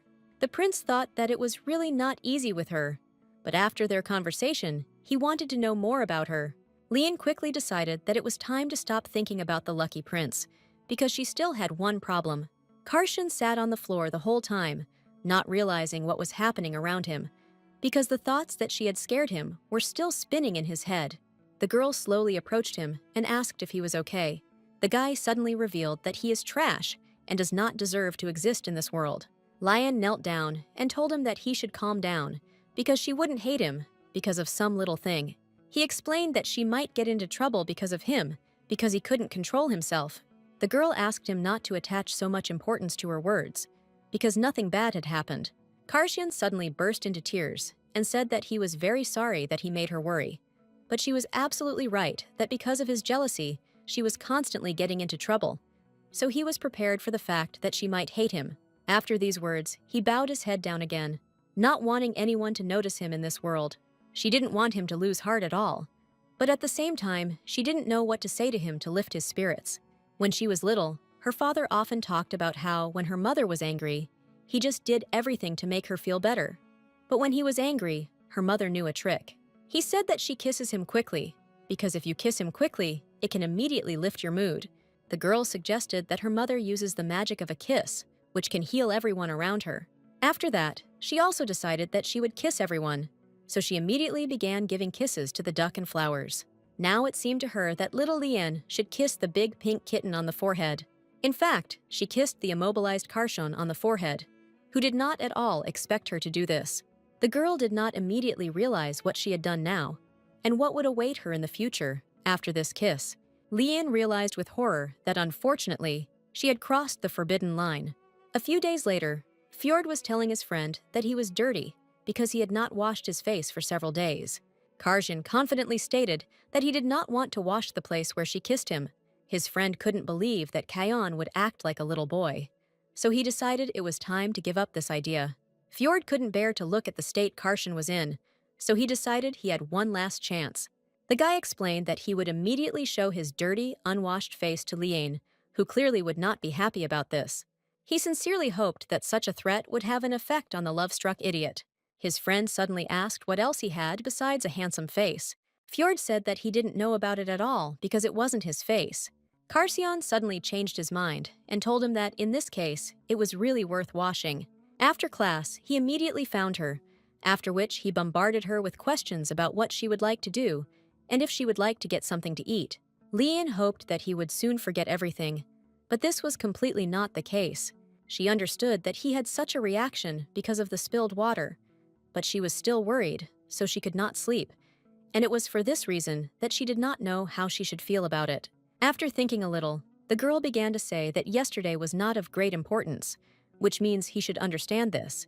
She added that, in her opinion, she made a big mistake that fateful evening. Leanne doomedly asked him to forget about everything that happened in this club office.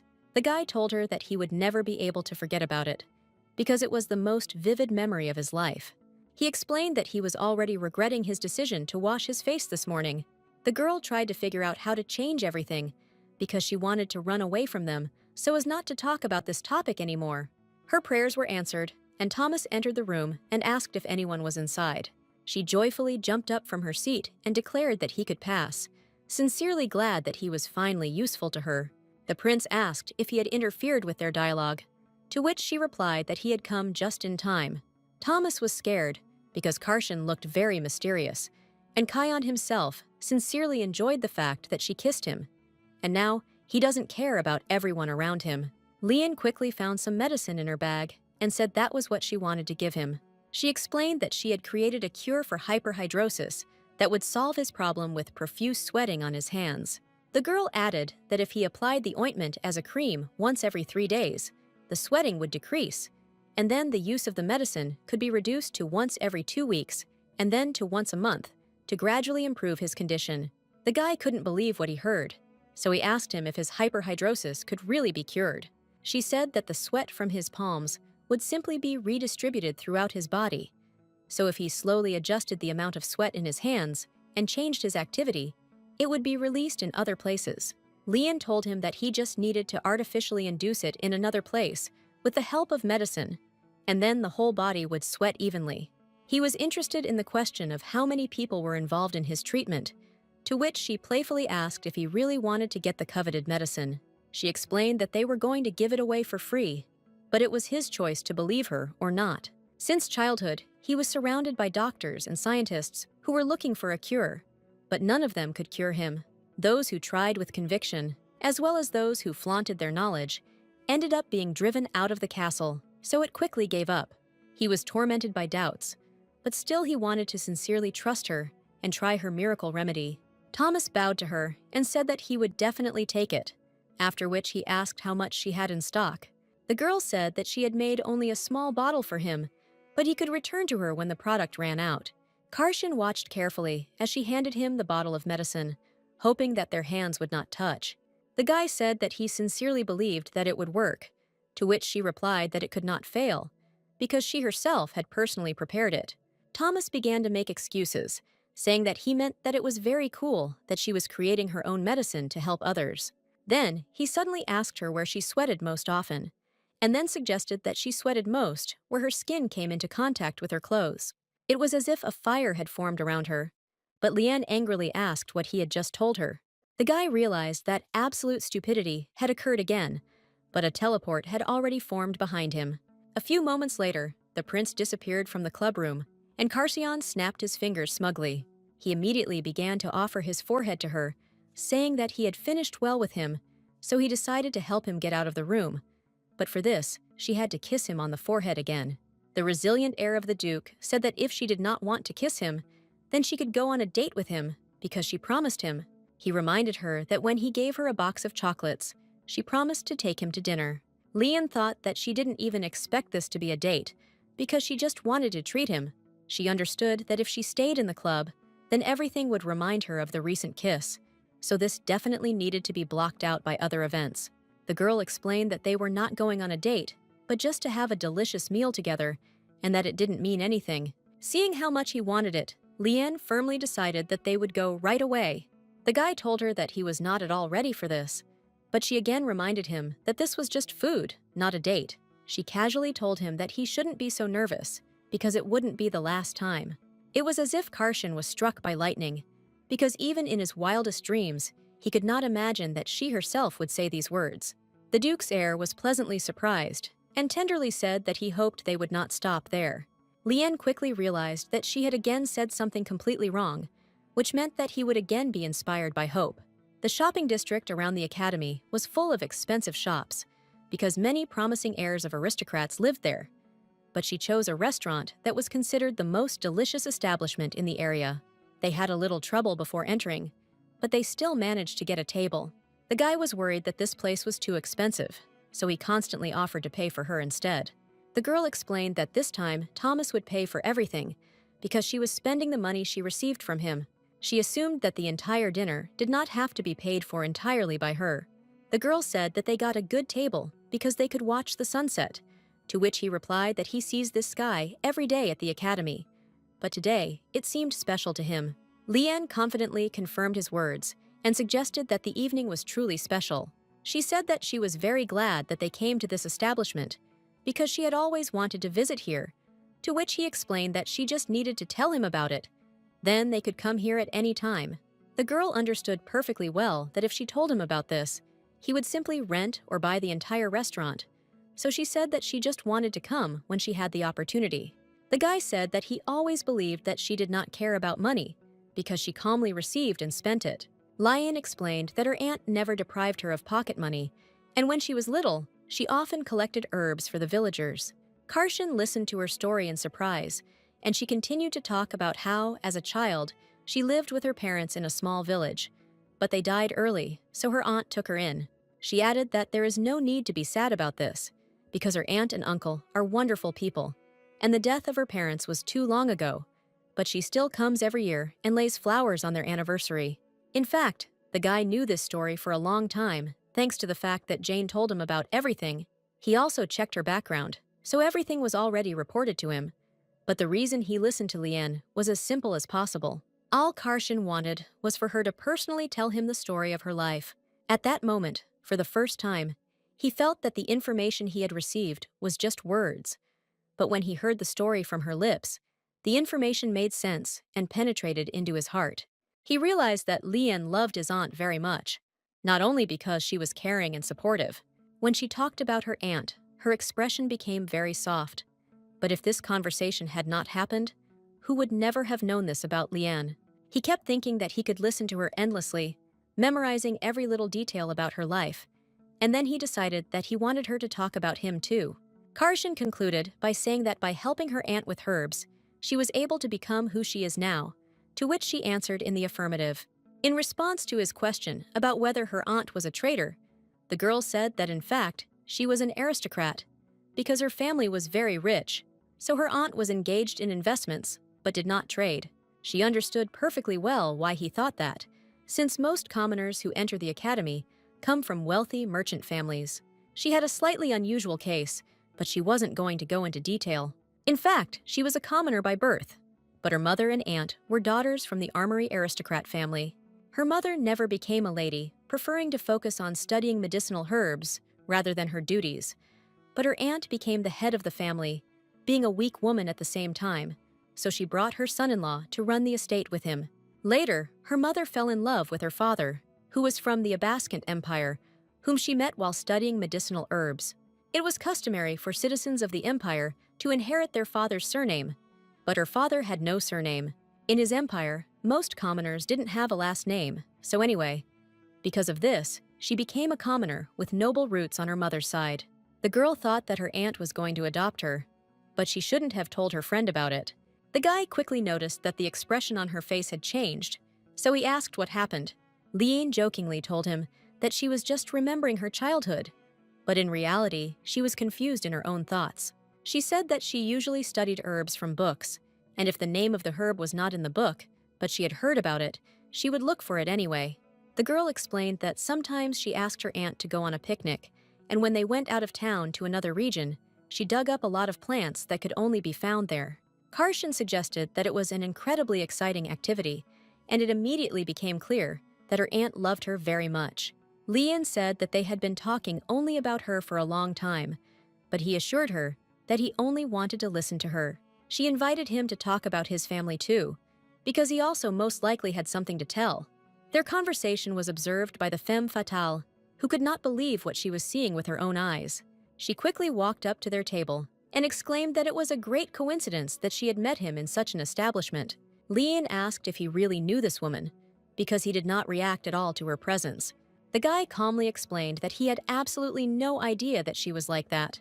The woman explained that it made no difference who she was, because she was much more suitable for him than anyone else. Lian thought that her companion had said that he did not even know her, but the woman continued to talk to him, not paying attention to the fact that she was sitting next to her. Suddenly, Karsian asked if she had finished eating, to which she answered in the affirmative.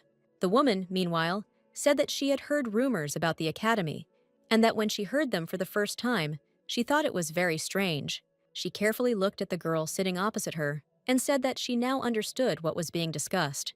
The stranger began to laugh quietly, and then her laughter was heard throughout the entire restaurant. The woman clearly enjoyed putting everyone around her in an awkward position. She leaned her elbows sharply on the table and told them about what was really very interesting to her. The guy, meanwhile, calmly watched everything that was happening, clearly not understanding what to do. The stranger said that she did not understand why he had such strange hobbies. She excitedly stated that she had overheard their conversation, and it turned out that his companion had been digging in the earth since childhood. But it was definitely not worth going into this restaurant with dirty hands. The girl calmly answered in the negative, because she had not seen any sign about it. She explained that the sign prohibiting entry with dirty hands was well known to her, because she studied at the Faculty of Pharmacology, so she touches the ground at least once a week. The woman was very surprised by this fact, because she did not at all expect that the commoner would decide to fight back. The stranger began to attack Lian, but she was suddenly stopped by laughter from Karsian. The guy said that she made him laugh a lot with such a bold statement about the sign. The woman looked at him in surprise, because before that moment, she had never seen the guy laugh. She couldn't believe that the commoner had turned her words into a joke in front of Karsian. But the guy, meanwhile, extended his hand to the girl, saying that he was going to take her hand. Lian extended her hand to him in response, but did not understand what he was going to do with it. Karsian smiled mysteriously, and after a couple of moments, they disappeared from the restaurant.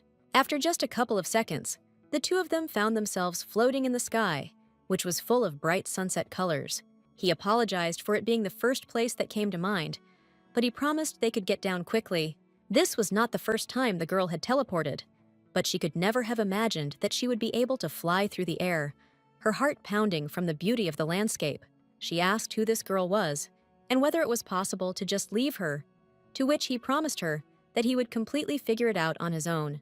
Kion stated that in his experience, it was better to deal with her than with that crazy lady. Lian suddenly remembered that they had completely forgotten to pay for the food, to which he explained that this place belongs to his family. He added that he did not say because he was afraid that it would make it difficult for her to communicate with him. She suddenly realized that they had gone through with absolutely no appointment and had gotten the best seat by the window. Since she didn't pay for it, she suggested going for dessert after that to somehow thank him. The guy quickly agreed and said that it would be a great idea.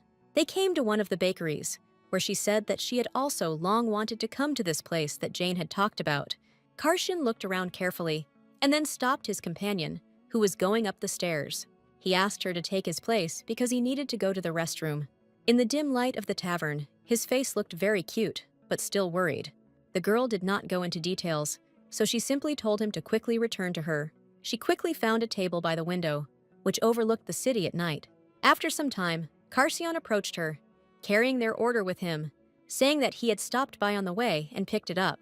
She was still interested in the question of why he didn't know the girl, but she knew him as if for a long time, to which he replied that there were many people who knew him. She understood that he was the heir to the Duke and had a handsome appearance, so there were an endless number of rumors floating around him. While eating a delicious cake, Lian said that if you eat something delicious, your mood will definitely rise, so you need to eat everything before returning to the dorm. For her, the academy was a kind of refuge, so she thought that perhaps it was the same for Karsian, because in a life filled with hundreds of foreign glances, she needed to find a place where she could remain a teenager for a while. Lian sincerely hoped that this time would be fun and carefree for her. They walked around the city at night for a long time, observing the small trifles that surrounded them everywhere. She asked if he liked the dinner, to which he replied that he couldn't even think about it, because everything was wonderful. The guy involuntarily remembered the moment when he had to leave her to go to the restroom. In fact, he noticed that the same abnormal woman had been watching them all this time. He went outside to see her, and she decided that he had noticed her hot gaze and finally decided to approach her. The woman said that she was very glad that she had finally abandoned that dog and decided to come to her. The guy explained that he doesn't know her at all, but for some reason, she continues to follow them. The stranger said that she was a year older, but all this happened a year ago, so perhaps he doesn't remember her. She added that she took a leave of absence to be closer to him, but he will be able to see her next year, because if he knows her and her value, he will definitely accept her. Karshan looked at her angrily and asked how many people she thought he had seen of people like her, since he had absolutely no interest in her. The woman stated that this girl fooled him because she came to him for position and wealth. The guy incredulously asked if she could really use it. She laughed out loud and said that this gray mouse was digging in his dirt, and it looked very ridiculous. Her fiery speech was interrupted by Karshan's loud laughter, after which she asked what was funny about what she said. The guy tried to quickly catch his breath in order to quickly get rid of the annoying woman. He explained that he really wanted Liane to take advantage of his position because he considered himself needed because there was benefit in it. The stranger was embarrassed by such a statement because he continued to shout that he strongly wanted this girl to take advantage of his position. The guy added that, to his deepest regret, Liane was not that kind of person, which made her even more attractive. Having calmed down, he looked angrily at his interlocutor and asked by what right she dared to say such things about his friend. The woman felt an ominous aura emanating from him, but did not know at all what to do in this case. He dealt with her pretty quickly, so now they could calmly walk down the street. Liane was already ready to return back to the hostel, which she informed her companion about. Kaon understood that it was absolutely unnecessary to know the story about that woman, his beloved. Several weeks passed without incident after Liane's date with Karsion. The aristocratic uncle continued to consult her about his soulmate, as if she were something special to him. The only person who worried her lately was Hans, who still could not get over the refusal. Even after Jane dumped him, he still made attempts to get to know her. He continued to follow Liane, hoping to pull off at least one scheme to get to know her friend. At one point, he pretended to feel incredible pain, after which he announced that she had finally noticed him. He explained that working with his father had become a little difficult, and it was also a hot summer, so he prepared a lot of summer products, but his competitors came out with a great new product which made all his efforts in vain. The girl said that the new cooling ointment will bring only slight relief and will not do anything special, and if you constantly apply it to the skin, it will not benefit anyone. Hans was very surprised at how quickly she analyzed the market, and she added that this was the essence of trending things. He explained that, in any case, this was the saddest news at the moment, and since the situation was still bad, he had to risk his summer business. Liane suddenly realized that if she developed a seasonal product, it would instantly solve the problem of independent financing. Behind her, two classmates couldn't figure out why all their clothes were stained with sweat. At that very second, she was struck by the brilliant idea that she already had the necessary remedy. She said that she had a ready-made medicine, but she needed his help to sell it. The guy explained that he would not be able to do much in terms of promotion or investment because his business was very bad, to which she replied that this medicine would be sold. Liane assured him that she would take only a small commission from each sale of one drug. She honestly didn't understand why she hadn't thought of selling an anti-sweat product earlier, but now she saw it as a great chance. The girl reasoned that she needed to do everything right in order to earn some money for an independent life. Her thoughts were interrupted by Amila approaching, who clearly wanted to tell her something. The girl hesitated for a long time and did not dare, but soon gathered her courage and began to say words of gratitude.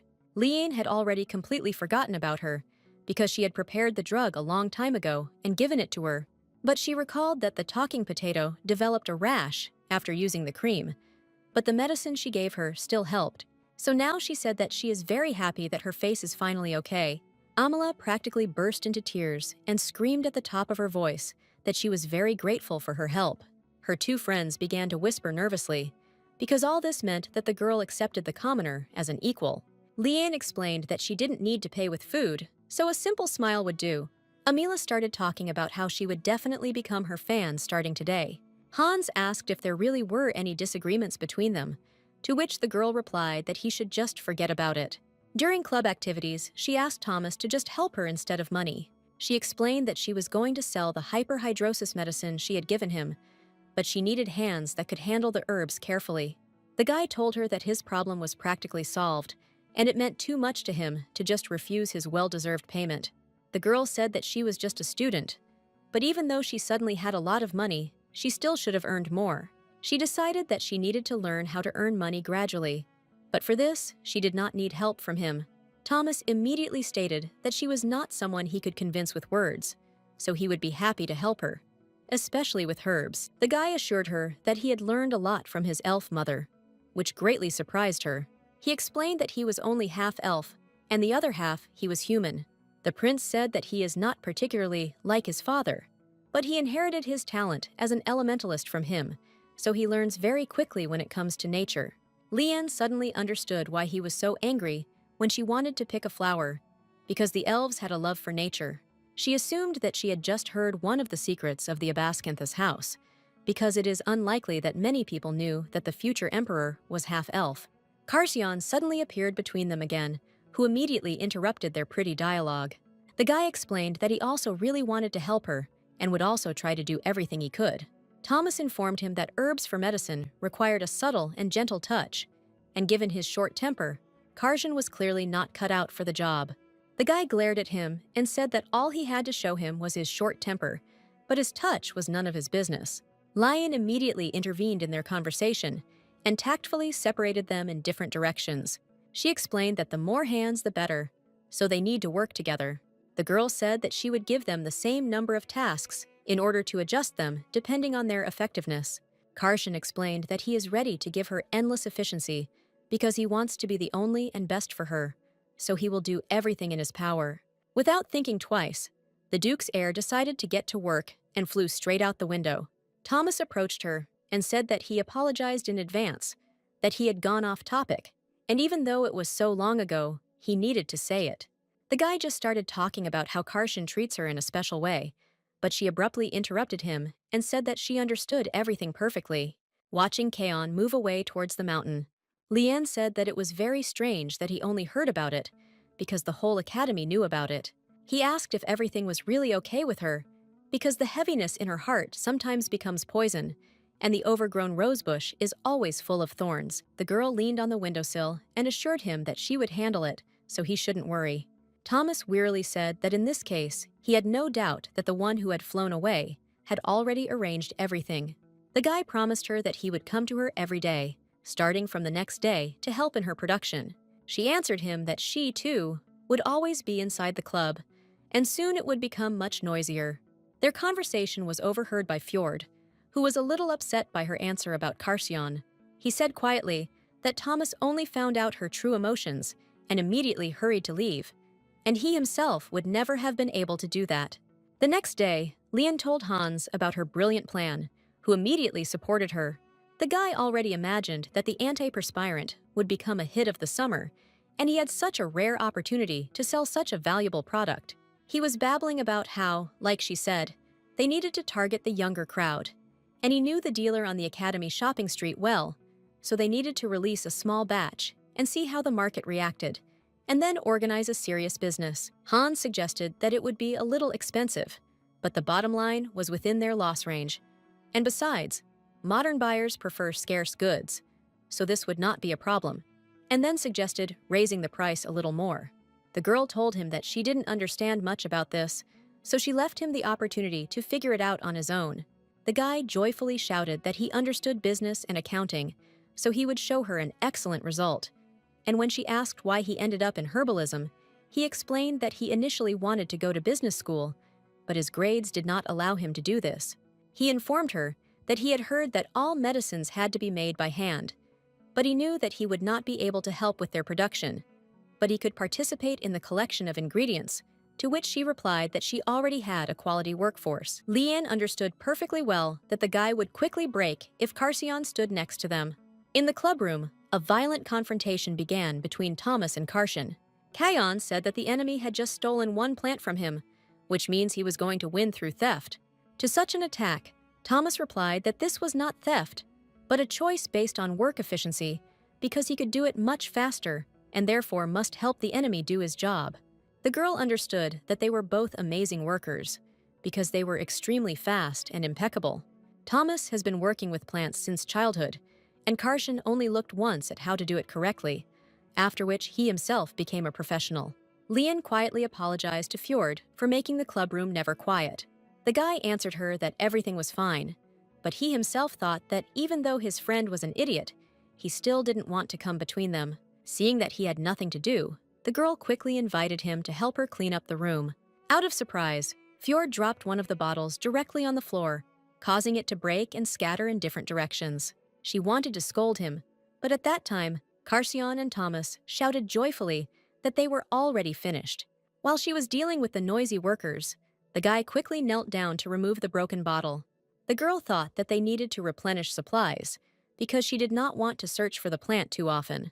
Leanne asked if she understood correctly that they replenish their club points by killing demons. Having received an affirmative answer, she asked if they had time to complete all the credits for the semester. She suggested that next time they go to exterminate monsters together in order to replenish their supplies of the necessary herbs. Hearing this statement, Fjord and Karsion stopped what they were doing and stared at her. They unanimously exclaimed that this was a bad idea, because the forest was dangerous, and killing or exploding demons was not a pleasant sight. The girl tried to explain to them that she was able to kill a small monster. Leanne suggested spraying anti-demon spray while harvesting herbs to warn herself and others, and she can also use poisonous stinger needles, and in general, she is quite strong because she is used to traveling alone. Fjord quickly realized that they had no arguments left against this idea. He explained that their targets aren't usually slugs, but rather dangerous missions that involve only combat students because they don't know what to expect. The girl said that she understood everything, so she would go with them, because if they want to return what Fjord just destroyed, they need to go to the territory of the demons. Leon finally convinced them and offered to schedule the next date for the outing. Thomas watched everything that was happening in disbelief, realizing that he would not have the strength to convince her. Slaying demons sounded very grandiose, but she had already visited various places to collect herbs, so it became more like a picnic than a nightmare. Lion always took poisonous needles with her, which easily dealt with various monsters. The girl was thinking about what else she should take besides the usual tools and some emergency supplies. Sitting at her desk, she recalled how she once went hiking with her mother as a child. They went out for herbs very often, but their father always made a sweet and salty sandwich with a special sauce. Memories were mixed with the aromas and tastes of their forest, so she always wanted to know the recipe for this sauce, but her father never gave it to her. One day, she begged very hard, to which he told her that even her mother did not know the secret of this sauce, so if she wanted to eat a delicious sandwich, she would have to look for her dad. Being very young, Leanne did not really understand what exactly her father wanted to say by this. After many years, she realized that her father wanted, in the smallest things, to be the one who meant something to her mother. Before the outing, she prepared several sandwiches, but it turned out to be too many. She thought that Karsion would most likely eat everything with pleasure, even if her food was poisoned. The girl decided that she tried very hard when preparing these sandwiches, so she was sure that they turned out very tasty. In the back of her mind, she imagined Karsion's first time trying a sandwich she had made. It seemed to her that he would be incredibly happy to receive them and would thank her as if it were a great gift. Liane assumed that he would definitely like it because her father's recipe was one of a kind, so he had never tried them. She could already imagine with what pleasure he would eat them, hoping that her sandwiches turned out to taste as good as she imagined. They all went to the mountain, which the students called the Back Mountain because it was some distance from the city center and could only be reached by horse or carriage. There was a rather unique ecosystem on the mountain, since the magic in these places is very strong. So this place was dangerous for people because of the large number of demons. So there were two boundaries that separated the mountain from the habitat of monsters. The last time she managed to cross the first border, it was not so dangerous because she was prepared in advance, and lesser demons were no different from small animals that can be scared away with sprays, bright lights, and loud sounds. But beyond the second border, there were mid- and high-level demons resembling bears and lions. so the Academy kept this mountain under its control. The first thing she saw when she crossed the second border was a monster of enormous size, which Karshan finished off with just one blow. Fjord reminded him that if the monster froze, it would be simply impossible for anyone to pull out the core, and when they cut it open, there would be blood absolutely everywhere. The girl asked if they really got used to this so quickly, because in front of them there was just a huge monster. Fjord explained that it also took him some time to adjust, but when the monster froze in place, Karshan had already killed it without even blinking an eye. He added that this was even more shocking, after which he began to train much more often. Karshan stated that he was most surprised by her because she was going to use the poisonous needle on her belt when the monster approached her. The girl suddenly pulled out a bow, to which Fjord noticed that she was really used to fighting demons. Lian sat down in the clearing and said that they just needed to get the core to then report on the results of the hunt so she could start extracting it. The guy said she didn't have to do it herself because the core was very hard to find and even harder to get. She firmly stated that she did not know how to fight, so she would try to do it quickly so that they could move on. They tried to stop her, saying that if she didn't use her knife correctly, she might get hurt. The girl asked if they really had any objections to removing the demon's core, because it was not the most beautiful sight. When she heard no answer, she began to do the only work she could do. When an unusually large amount of mana accumulates in one place, it will stop perverted, corrupted, and a creature will be born in it. But at first glance, it may look like an animal, although it was only a clot of mana that moves to draw even more energy into its core. Since the demons were like animals, Lian often sympathized with them, but this time there were 3 of them, so they would be able to remove the corpse immediately. After a few moments, she pulled out a small stone from the demon's body, spilling his blood everywhere. Fjord said that she looked very suspicious, so she should put the knife away and approach them. The guy said that he was very surprised that she dissected the monster so easily and pulled out the core. Karshan joyfully announced that it was extraordinarily beautiful, and he was amazed on the spot. He immediately ran up to her and asked to take her hand to help with the healing. The girl was shocked that he could repeatedly use spells that most wizards could not even dream of. In just a couple of moments, all the blood on her clothes disappeared, and she began to feel much better. Looking at her finger, she thought that she had disappeared even early from the morning cutting of ham. Fjord angrily said that every time they did the dirty work, he never used this spell, even though they had to get their hands dirty many times to find the demon core. Lian continued to search further, and Karshan quickly agreed with her. After some time, they had already collected a large bag of demon stones, so now she offered them a snack. She asked how they managed to have a snack during the extermination, to which the guy replied that he did not eat much, because a full stomach took away his strength. In fact, they did not want to eat together at all, and usually almost always died of hunger. This time, Karshan could not leave the girl without lunch, so he prepared a portal to the place for lunch in advance. He cast a warming spell on the food, especially for her. So now all that remained was to take the table outside. But Lian interrupted his thoughts, saying that she had specially prepared sandwiches this morning. The portal, located directly behind Karshan, closed at lightning speed. As the guy did not want to offend her at all, the girl noticed a strange movement of his hands, so she immediately asked what he had just done, to which he replied that he was just cleaning up the trash. She laughed quietly and said that everything was clear from his face, and then asked what he took with him. The guy was a little puzzled that she was smiling at him so easily, although he had done nothing for it. Lian suggested that they eat together because she had brought enough sandwiches. After some time, Fjord and Karshan sat on the tablecloth that one of them had brought and looked at the food with embarrassment. The girl explained to them that they could start eating because there was no need to wait for her. Fjord has been quiet about the fact that she prepared them herself, so he's a little worried. He looked carefully at his friend, who, just like him, did not immediately decide to bite into the sandwich. At one point, they both decided to try the treasured food, after which they were indescribably delighted. Lian thought that they always made her too nervous. Fjord began to say that it was amazingly delicious, because he had never tasted such a spicy and rich sauce. The girl thanked him with relief for the compliment, saying that she had prepared a special sauce that her father had taught her. She looked carefully at Karshan, and then asked if it turned out delicious. He couldn't tear himself away from the sandwich, so he muttered indistinctly that it was delicious. Having finished the first, he immediately reached for the second, saying that she had prepared them herself, and it was very tasty. Thomas heard Leanne's voice not far from him, so he immediately headed towards their camp. The girl offered them to try other dishes, but they flatly refused because they wanted to try as many of her sandwiches as possible. Fjord said that he was afraid that his friend would eat absolutely everything, but Leanne was worried that someone was moving in the bushes. Suddenly, an incomprehensible creature flew out of them, and meanwhile, she said that there was protection around them, so there should be no monsters. Leanne explained to them that the creature looked like a bird, but it wasn't exactly her. The girl suggested that it was a bird that looked like a dog, or perhaps it was a bird dog. Deciding to find out more precisely, she quickly headed towards the bushes, where she had just seen a strange creature. Making her way through the bushes, she suddenly met the eyes of Thomas, who was also in the bushes. Leanne was worried about only one question: why he was there and nowhere else.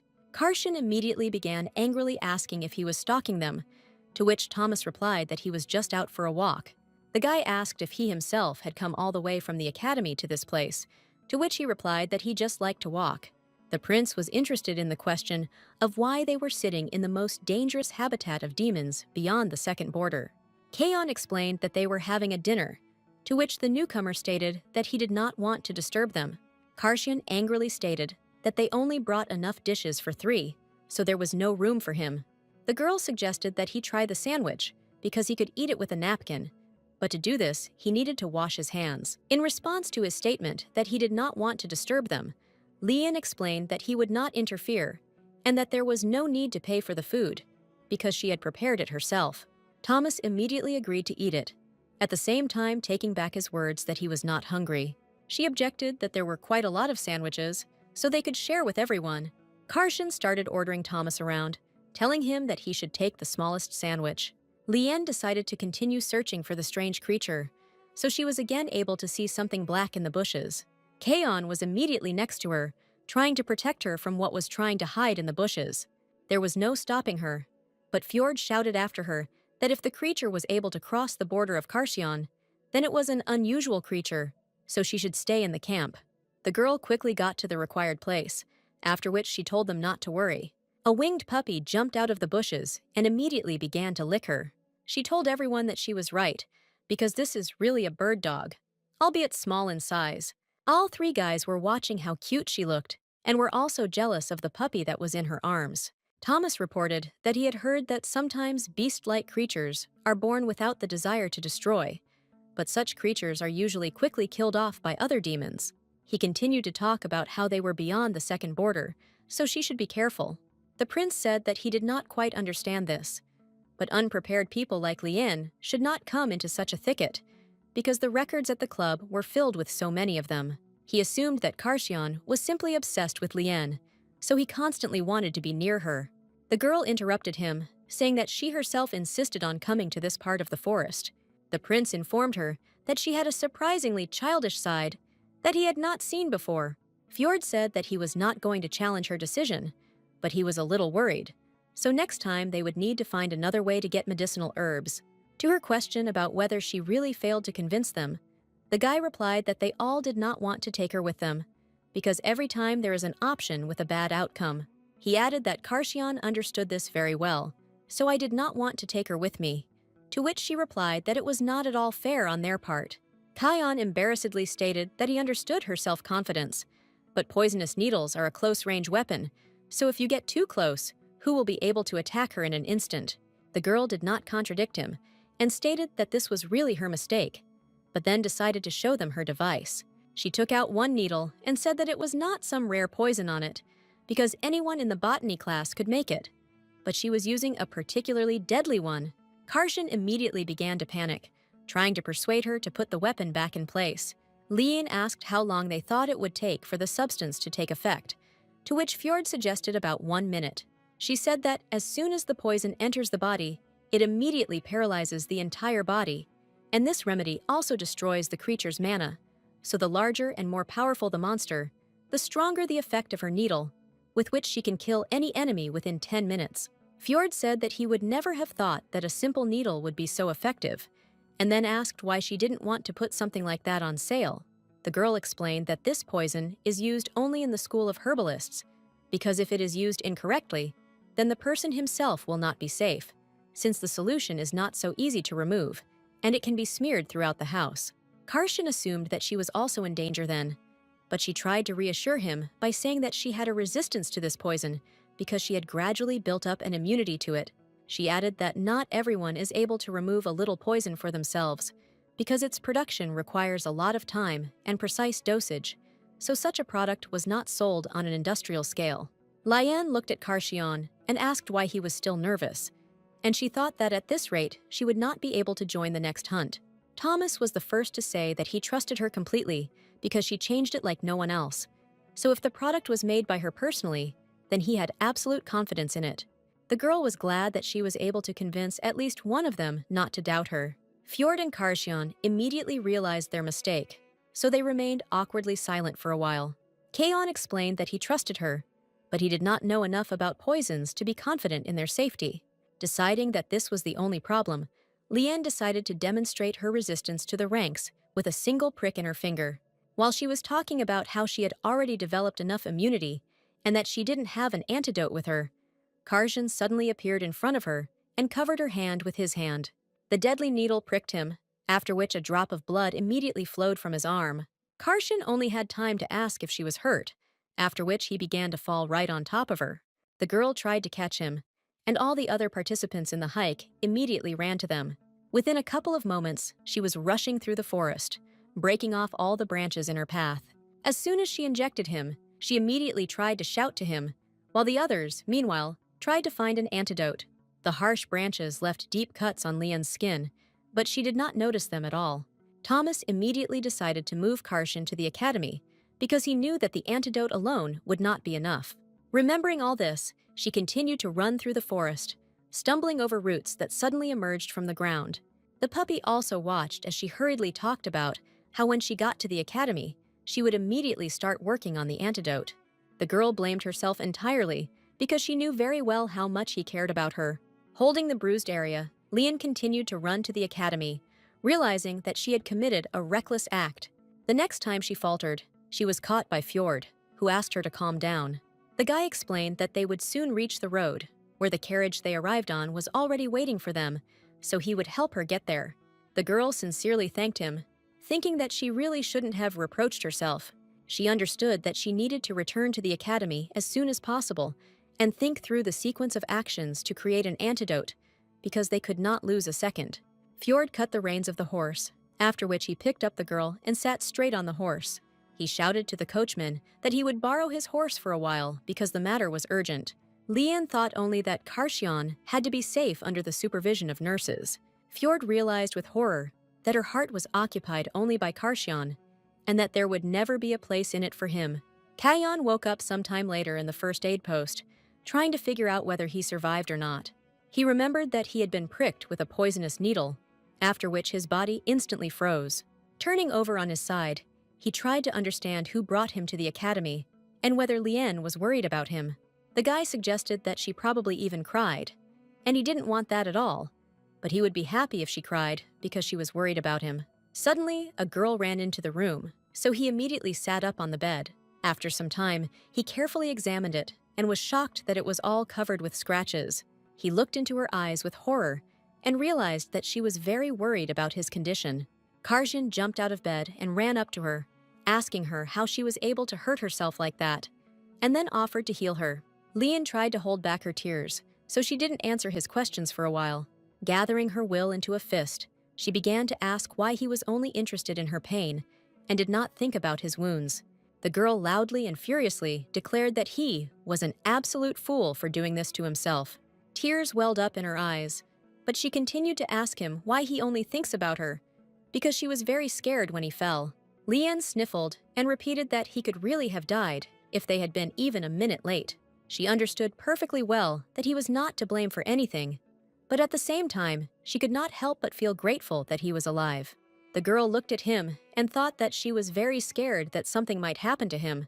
Even now, when she knew that he was okay, her hands would not stop shaking and fear would sit in her chest. Lian never wanted to lose people dear to her again, but then her thoughts were interrupted by the gentle touch of his warm hands. She realized that she had just gotten lost in her own thoughts, but now he was next to her. The guy apologized and said that his body acted on its own because he thought she was in danger. He explained that he would do the same thing if he had to go back to that moment again, because he didn't want her to get hurt. Lion again loudly lamented him, declaring that he had no right to do this to her. She said that if he was going to do this again, he should come up with a safer way, because he was the best wizard in the academy. The girl continued to say that he could save her, heal her, but not do it to his own detriment, so he should not say that he was ready to repeat his act again. The guy tried to calm her down and said that he would do things a little differently so as not to let them get hurt. Lien could not stand it and rushed into his arms, which is why he could not stand on his feet. When they fell on the hospital bed, the girl realized that everything was predetermined from the very beginning, because only he spoke to her like that. Pressing herself closer to his chest, she remembered all the gifts that he constantly brought her. Karshan asked her forgiveness in a trembling voice and said that he would never make her worry again, and she thought that she could not help but fall in love with him. The guy eventually healed her because he couldn't look at all the scars she got while running to his infirmary. It was awkward for them to be together after they succumbed to tender feelings and practically opened up to each other. Lien was the first to break the awkward silence, asking for forgiveness for what happened in the forest. She believed that everything happened through her fault because she was resistant to poison, but he behaved too rashly. The guy started talking about how he was only rude to her because he liked her, which meant it was his fault. The girl nervously rubbed her neck, where until recently there was a huge scar. Suddenly, Lien decided to ask him why he liked her so much, which took the guy by surprise. She assumed that he fell for her because she had done so much for him, but she herself understood that he was a noble man, and a girl like her would never come into his sight. He said that he had no good reason for her to fall in love with him, but he really liked the way she laughed, the way she fooled around, and the way she looked at him. Karshan said he loves the way her eyes light up when she talks about herbs, and her courage when she does something reckless. The Duke's heir explained that he liked her confident gait, and the fact that she always knew where she needed to go. So when he woke up, he realized that he had fallen unbearably in love with her. He added that he was well aware that he was unjustifiably attached to her, and that was why he apologized to her. Lien listened to him carefully, not knowing how to respond to such a sincere declaration of love. She was just happy for him, because she also loved his unconditional affection for her, but she couldn't say how she felt right now. The guy said that he was very pleased that she thought well of him, but he was also trying to look better in her eyes, because there were things that he did not want to show her. Karshan asked if she had heard rumors that he was cruel and did not care about the rest of the world. The girl didn't understand why he was so worried about the rumors she heard. The guy seemed quite worried and nervous, so she decided to cheer him up by saying that it was a little inappropriate to discuss his treatment with other people, because she knew that he was especially kind to her. Lien asked him to stop talking bad about himself, because no one can treat everyone exactly the same. She explained that it's completely natural to want to be nicer to someone you like. The girl said that she was not going to talk about what he wanted to hide from her, but would judge him only by his own actions and words. Lien advised him not to pay attention to what others said about him, because it cast a shadow on his handsome face. Karshan looked away from her in embarrassment, trying to contain the crazy beating in his heart. At the same time, the butler came to Karshan's mother, telling him that her son had safely returned to his senses. Sylvia said she heard something bad happen to her son, but she thought he destroyed a building or grabbed a person. When she heard about the poisoning, she practically fainted, but barely restrained herself from running to him. The woman suggested that her only son was too much like his reckless father. Karshan was not a child who suddenly appeared into the world, because everything began long before that. She was once an academy student who enjoyed the carefree days of her youth. She had easy classes, strong friendships, no obstacles along the way, so everything in her life went as usual. The monotonous life made her incredibly bored, so she was looking for that very handsome man with whom she could fall madly in love. It was at that moment that he appeared, whose face was truly the best incentive for her. Sylvia immediately decided that the guy was cute enough, which meant she should flirt with him. She started with looks, but then the real problem arose after the seduction was successful. It turned out that he is the same scoundrel who organizes acts of vandalism at the academy and beats everyone, and also gets in everyone's way. The girl tried to leave him alone as soon as she found out that he was running after her, like a naughty puppy, but she had no choice but to be responsible for him to the end. It took her forever to get Leon under control, but she never thought her son would be so much like his father. In her opinion, it was not even a matter of similar character, but something completely different. A few days ago, she called Karsyan to the principal's office to ask him about rumors that he had fallen in love with one of the students. Kaan firmly answered in the affirmative, but then she asked who the girl was. Talking about her, the guy constantly smiled and could not hide his admiration for her. His story went on for over an hour, and he mostly talked about how charming she was. Sylvia immediately realized that her son was as affectionate and dotingly loving as his father. The headmistress believed that his beloved had something to do with the poisoning, because from an early age, Karsyan learned that everything that happens in life is urgent, so he was constantly on guard. His mother independently taught him not to do anything that would deserve offense from other people, which means he needs to figure it out before going to take revenge. Then she taught him that it is not good to solve problems using only force, because for this, you also need to use logic. She was always worried about whether he would one day be able to find a normal relationship in this world. Standing by the window, she reasoned that because he controlled himself, he still hadn't gotten into trouble. The woman was afraid that he might be hiding something bad, which meant they could both hurt each other. Sylvia never wanted to be a mother who interferes in her son's personal life. Well, she had a certain responsibility for him, so she could not leave it all alone. She knew that if something went wrong, at least 2 people would get hurt, which meant she would need to intervene in any case. The woman sincerely hoped that Lien would make the right choice before she needed to intervene. A few days later, they were already able to have lunch together, so Fjord said that since he recovered, it means that Lien's antidote worked as well as possible. She mockingly announced that their first demon slaying together was over, but rather than end it on a bad note, she suggested finishing the outing by eating sandwiches. The girl said that Thomas also contributed, so she invited him. Karsyan happily announced that he was ready to make any sacrifice in order to try her sandwich at least once again. Fjord also stated that he had never tried anything like this, so he wouldn't mind having another one. The imperial prince lived there and said that the taste seemed rather ordinary to him. He suddenly realized that he had just said something stupid, so he immediately covered his mouth with his hand, hoping that they had not heard these words. Kaon asked how he dared to call Lien's sandwiches ordinary and why he didn't watch his language. The girl immediately stopped them, saying that for her, this taste is associated with family, to which he noted that in this case, he could not eat something so important to her. Fjord and Karsyan criticized Thomas for a long time, and she continued to think about whether her picnic idea was a success. Hans found her in the corridor, wondering why she did not answer his questions. He asked that she had secretly called him over, but was now loudly telling them the business model of the antiperspirant. When she asked if he had too strong a reaction to this, the guy confidently assured her that he was fine. Hans suggested that she did not understand the situation properly, because he was talking about the highest success.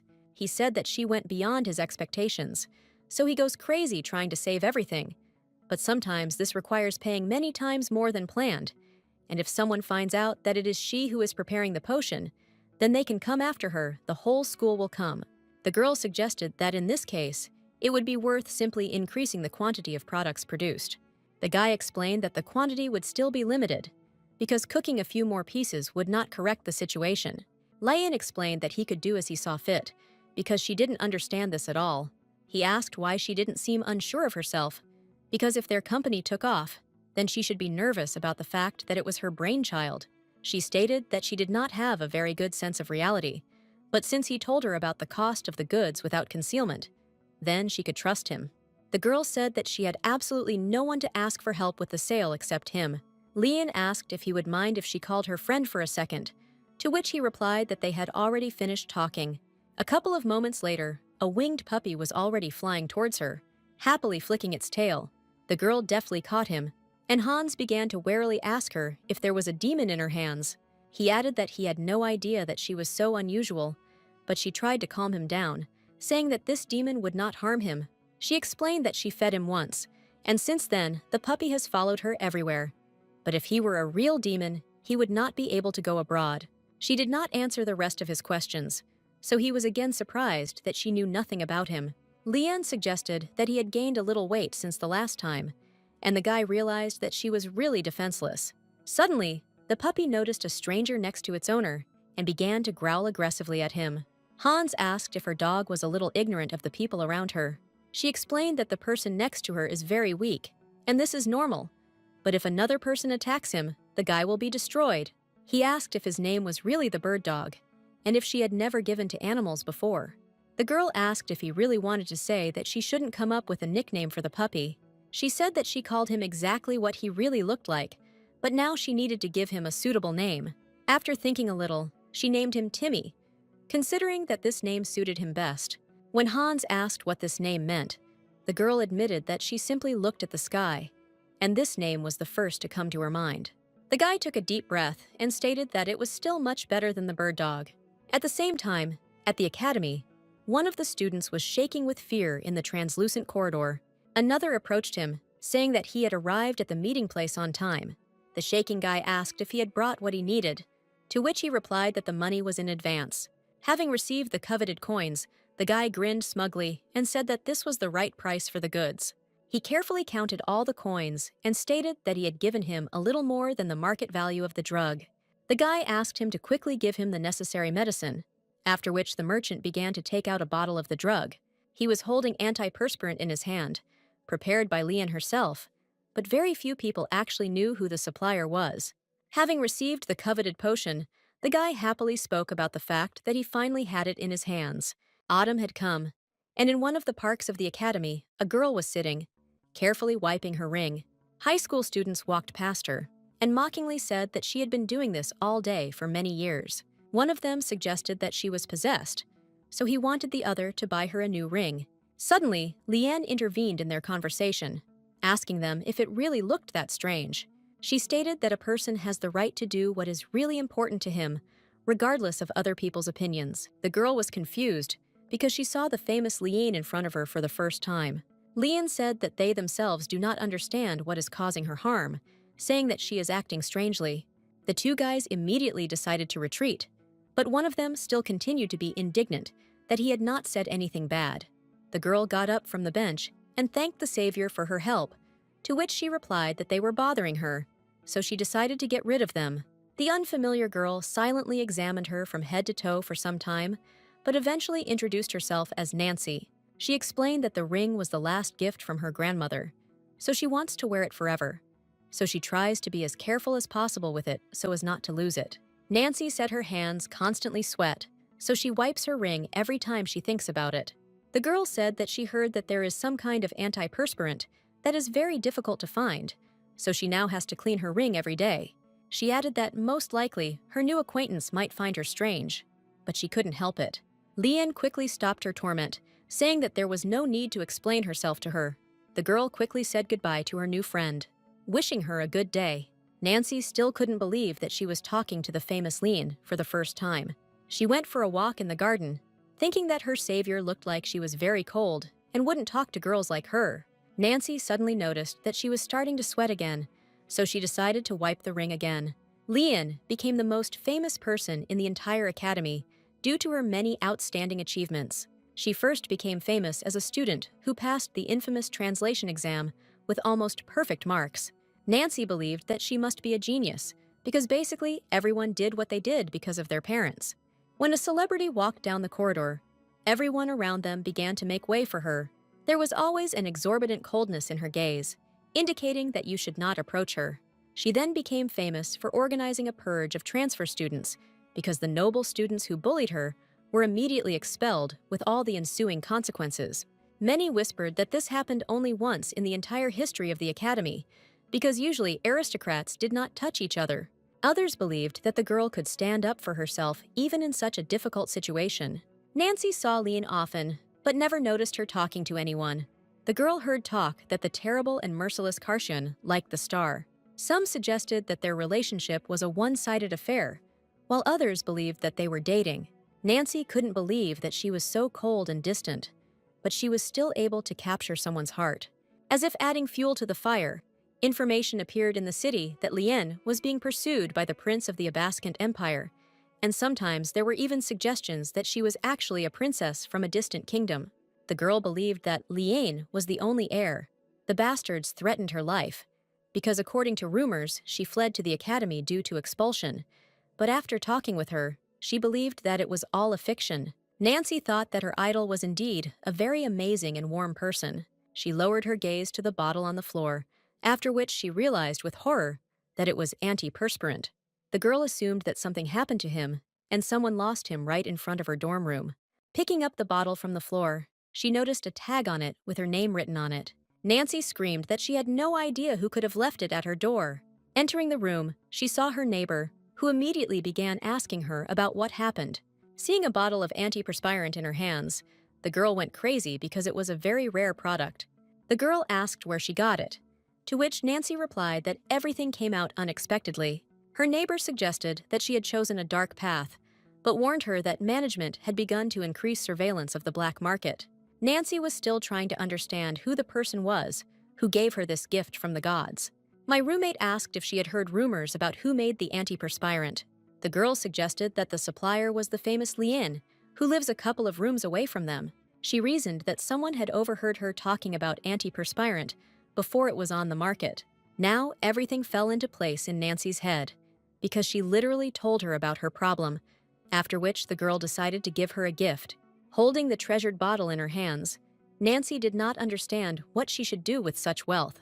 After some time, she headed to the office where the circle of Lian's fans was meeting. Amila told Nancy that she didn't understand at all why the girl suddenly wanted to join them. She wondered if she knew what she was going to do to Lian, but she warned that everything should happen quietly.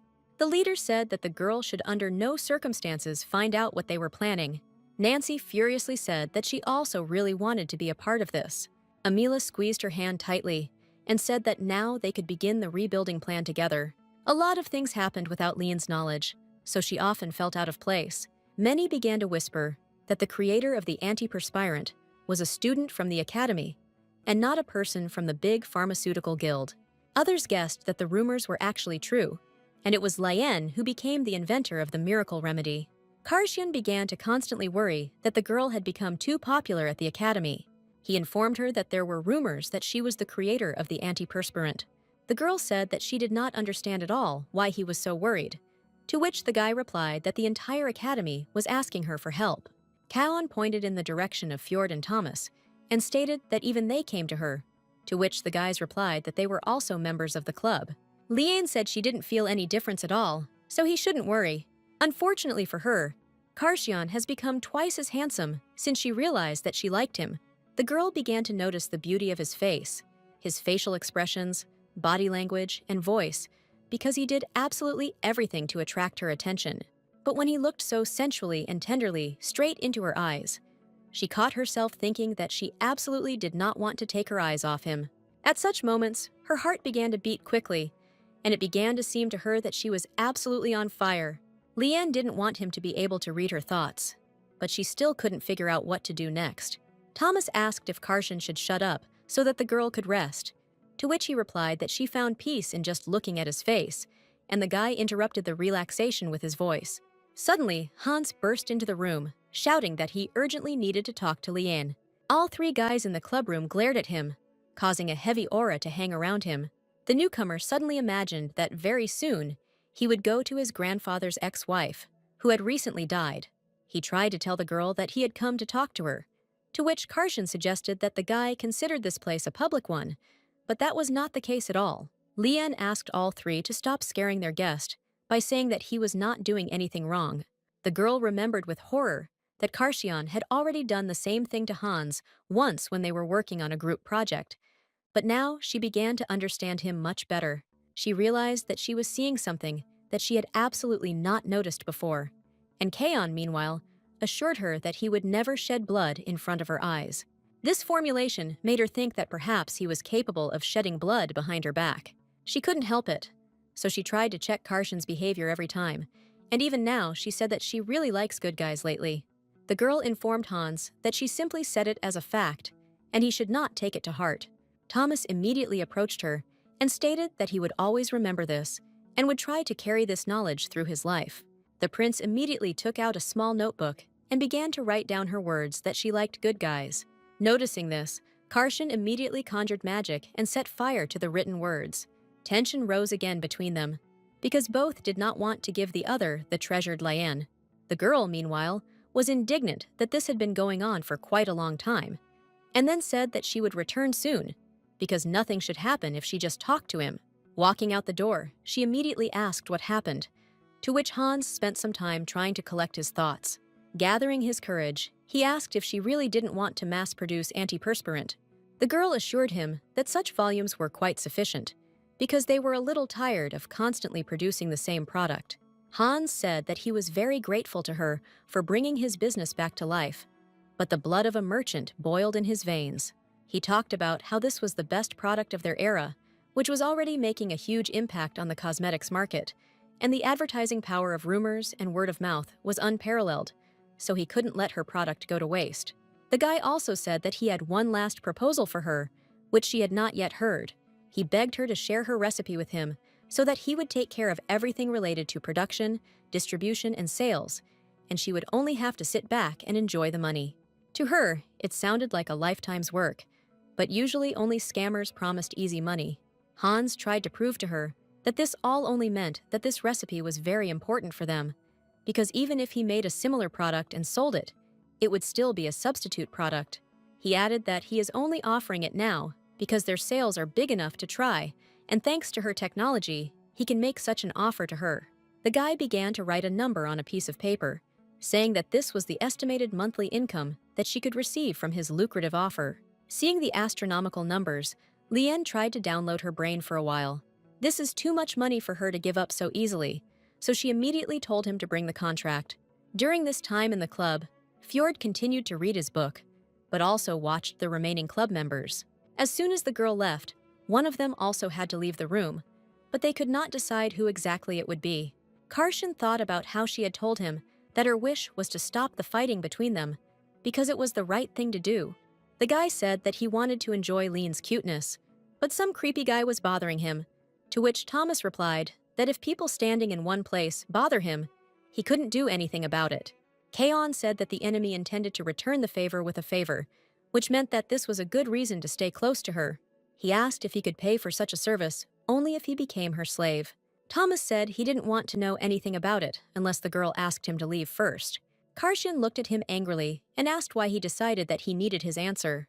The prince realized that this guy was willing to insult or hurt him because he didn't care that it could lead to war, which means he was truly mad. He believed that the girl was completely unaware of the true nature of this person. One day she told him that she would take care of it on her own, and since she was his savior, he couldn't just let her go. Thomas decided that if necessary, he would definitely intervene to protect her.